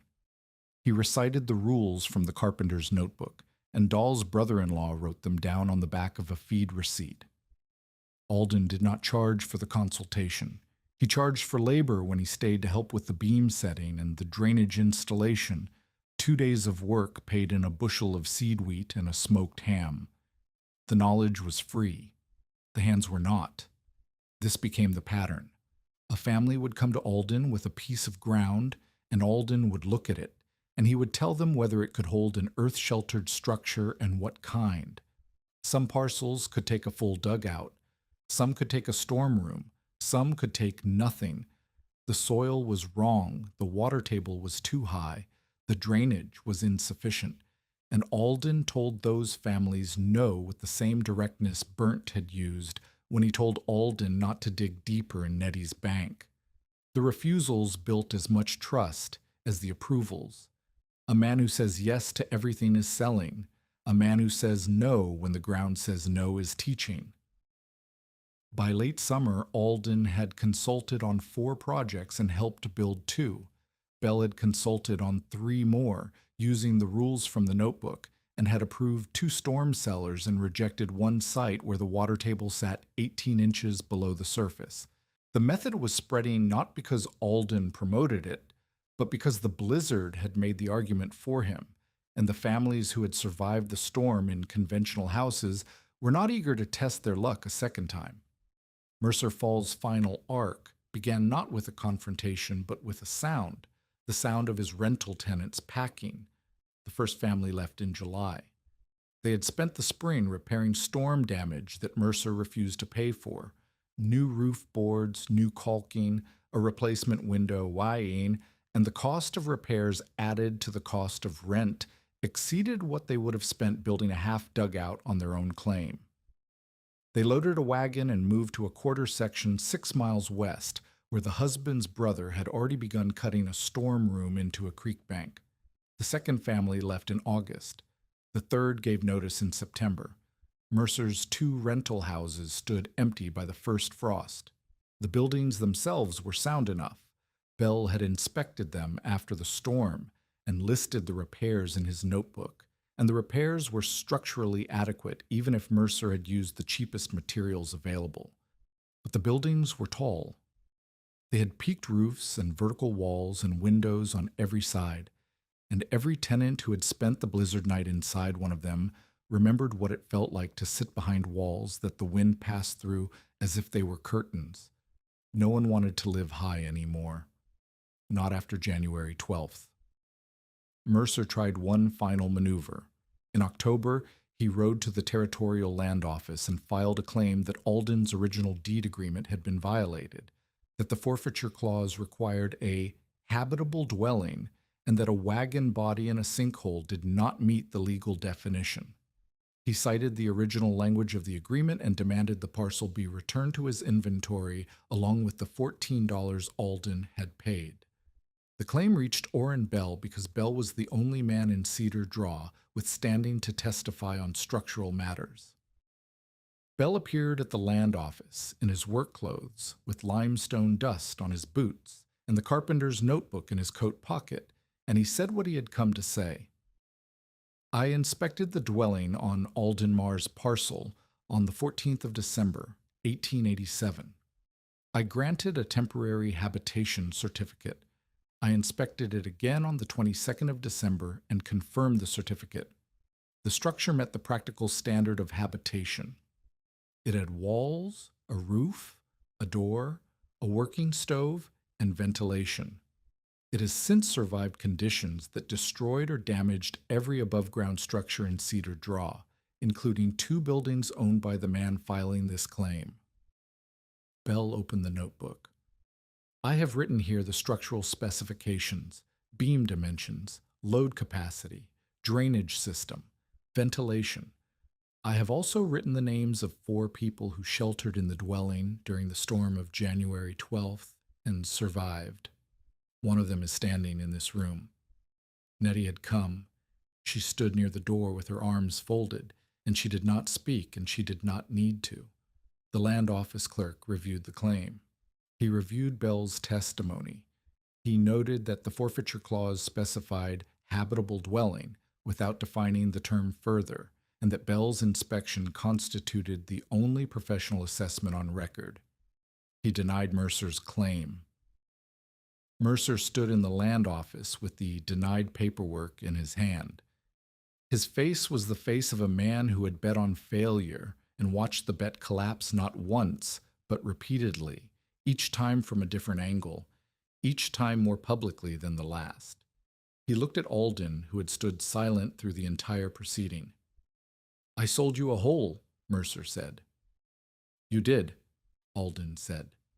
Mercer left. He did not leave Cedar Draw. He had too much invested, too many lots filed, too much inventory to abandon. But he stopped talking about Alden's parcel, and he stopped filing complaints. And he spent the following spring lowering the roof lines on his rental houses and adding sod banking to the foundations, which was as close to an admission as Mercer Fall would ever make. Nettie Dorsey did not announce her intentions. She demonstrated them. She began appearing at the Sinkhole shelter in the mornings, not to visit, but to work. She brought tools. She brought food. She brought Drum, who had become as familiar with the Sinkhole path as any road in the territory. She repaired the surface shed's sod roof when it slumped after a rain. She split cottonwood for the fuel stack while Alden was consulting on a claim 8 miles east. She sat at the crate table with Emery in the evenings and taught the boy accounts, how to track expenditures, how to calculate board feet, how to price labor by the day, because Alden had never learned bookkeeping and the boy would need it. Alden noticed. He did not comment. He had spent a year learning that the most important things on the prairie were communicated through action rather than speech, and Nettie's actions were specific and sustained and aimed at a shared life she had not yet named. Their courtship was visible in labor. They dug a drainage extension together, knee-deep in a trench, passing stones hand to hand. They ate meals on overturned buckets outside the surface shed, watching the sun drop behind the grass, while Emery read aloud from a newspaper that was 3 weeks old and treated every article as current. They disagreed about fence placement and agreed about stovepipe maintenance and argued about whether turnips stored better in sand or dry straw, and the argument lasted 3 days and ended when Nettie buried half the turnips in sand and half in straw and told Alden they would settle the matter in March. Alden repaired her plow handle. She mended his coat. He walked to her claim in a late autumn rain to check the storm room's drainage before winter. She walked to his in early frost to bring a blanket she had sewn from 2 worn quilts. Each act was small. Each act was specific. Each act said the same thing without saying it. They married in the autumn of 1889 in the rebuilt schoolhouse, in the room above the storm cellar that Burnt had designed and Bell had built. Bell stood witness. Emery held the rings, which were iron bands Alden had forged from wagon strap stock in the same toolkit he had carried from Ohio. The ceremony was brief. The minister was a circuit rider who had arrived in Cedar Draw 2 days late because of mud. Nettie wore her best dress, which was her only dress that did not have mending visible. Alden wore a clean shirt and the same coat Nettie had repaired, and his hands were rough and scarred and steady when he placed the ring on her finger. They walked home afterward, not to Nettie's claim, not to a new house, but to the Sinkhole shelter. Nettie descended the stone-lined entry trench and stood inside the wagon body and looked at the faded gold lettering of Professor Appler's Prairie Invigoration elixir running along the wall. She touched it with one finger. "We're not painting over this," she said. "No." "Good. A home should remember what it was before it was a home." The years that followed were not dramatic. They were accumulated. By the early 1890s, Cedar Draw had 6 proper storm cellars, 3 earth-sheltered additions built into banks and ravines, and a schoolhouse refuge stocked with blankets, lanterns, a small stove, and a chalkboard list of families organized by distance from town. The list was Nettie's idea. She had argued that in a sudden storm, the families farthest from shelter needed to be accounted for first, and the list en beau, updated each autumn, ensured that someone always knew who was where. Alden did not become rich. The consultations paid in labor trades, not currency. A day cutting sod, a day hauling stone, a day repairing stovepipe. He and Nettie lived on what the parcel produced, what Nettie's claim added, and what the labor trades brought in. They ate well enough. They were warm enough. They had what they needed and not much more, and neither of them had ever expected more. Emery grew into the work the way a tree grows into a gap in a fence, naturally filling the space that was available. He apprenticed with Bell, who taught him framing and joinery with the same blunt precision he applied to everything. But Emery also carried Alden's knowledge, the sinkhole lessons, Burnt's rules, the principle that shelter did not have to stand tall to stand strong. And when he began building on his own in his early 20s, his design showed both influences. Low-roofed barns with protected entries, root cellars dug into slopes with drainage trenches that followed Burnt's specifications, storm rooms added to existing houses, tucked into hillsides and banked with earth and sod, until they disappeared into the landscape. Emery's cough faded as he grew. The winter spent in the steady, moderate air of the Sinkhole shelter had given his lungs the one thing they needed most: time without assault. By 16, he could work a full day without stopping. By 20, the cough was a memory. He did not forget it. He built shelters for families with sick children first, ahead of every other request. Alden and Nettie built a frame room above the sinkhole in 1893, a proper above-ground room with a low roof, sod-banked walls, and a door that opened onto the entry trench so that a person could walk from the surface room to the underground room without going outside. The frame room was for summer, for company, for the days when the sun was warm and the air was good, and there was no reason to live beneath the earth.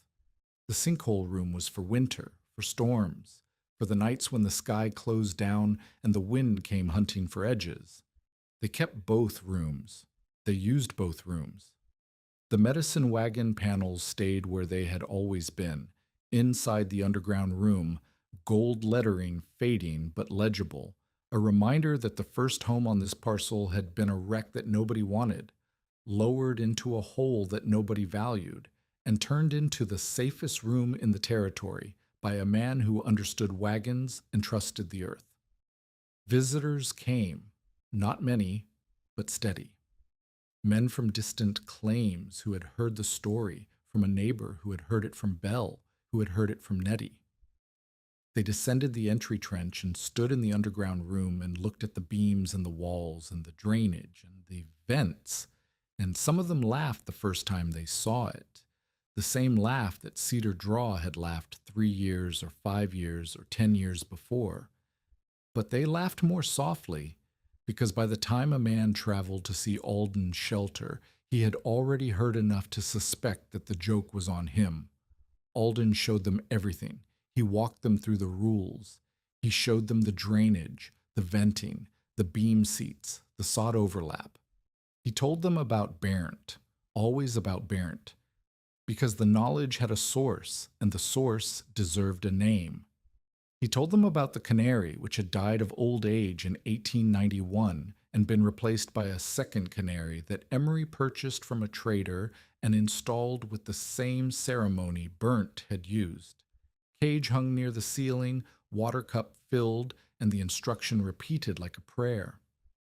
The thing you do not smell can still bury you. The later years compress the way later years do when the urgent work is done and the remaining work is maintenance and memory. Alden and Nettie raised Emery. They watched him marry a girl from a claim near Pierre and build his first house, a low, earth-banked structure with a storm room that Bell inspected and approved without a single correction. They kept the parcel. They kept the Sinkhole shelter. They grew old in the frame room above it and descended to the underground room when winter came, or when the sky turned the particular shade of dark that Alden had learned to read, the way Burnt read stain lines on limestone. Alden kept one object from the first winter in plain sight, hung on a peg near the surface room door where anyone entering could see it. The rope.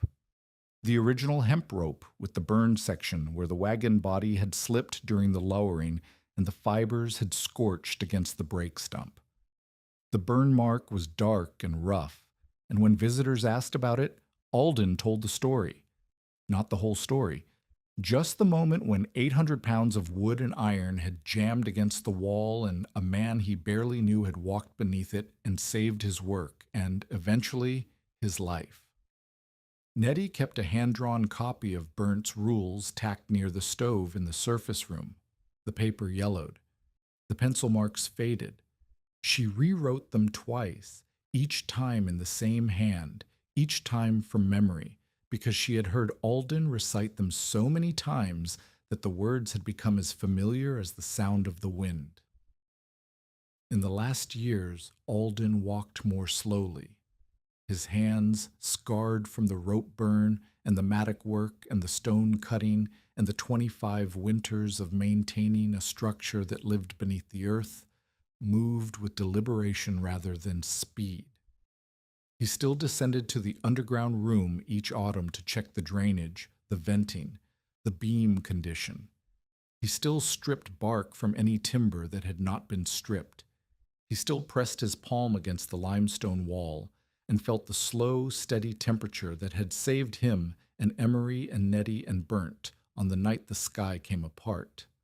Alden Marr died in the spring of 1912, in the frame room above the sinkhole, in the bed Nettie had made, with the rope on the peg beside the door, and the rules on the wall beside the stove, and the gold lettering of Professor Appler's Prairie Invigoration Elixir, still visible 1 floor below, faded but unpainted, because a home should remember what it was before it was a home. His request, made to Nettie and Emery in the last week, was simple.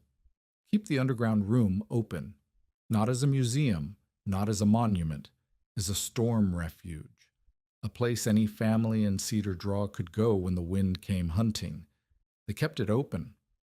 In Cedar Draw, people stopped judging shelter by height. Bell's rebuilt schoolhouse had a cellar door that opened inward and outward, built to Bernd Stensland's specification, maintained by Emery Vale, and stocked each autumn with blankets, lanterns, and a list of families by distance written in Nettie's hand. Within 10 years of the blizzard, nearly every outlying family had some kind of storm refuge: root cellar, dugout room, earth banked wall, or half shelter cut into a creek bank. And the families that did not have one knew where the nearest one was because Nettie had added that to the list. Alden lived the rest of his life on the parcel Mercer Fall had called worthless. 27 acres cut by a sinkhole that no one could plow, sold for $14 to a man with no farming skills and a boy who coughed. He kept the rope on the peg. He kept the rules on the wall. He kept the canary in its cage near the ceiling of the underground room, and each morning, when the birds sang, he listened, because listening was the first thing Burnt had taught him and the last thing he forgot. The wind had come over the prairie on the 12th of January, 1888, looking for edges, roof peaks, loose shingles, window cracks, stovepipes, every proud thing standing above the grass. Mercer had called it a coffin. Bell had said, "A roof belongs above a man." But on the night cedar draw froze, the safest roof in town was the one no storm could find. Spring grass grew level over the hidden oak beams. Smoke rose from what looked like an empty patch of prairie. And somewhere beneath the ground, in a room that had once been a wrecked medicine wagon, a boy who had coughed through his first Dakota autumn laughed in air that was still and warm and owed nothing to the wind.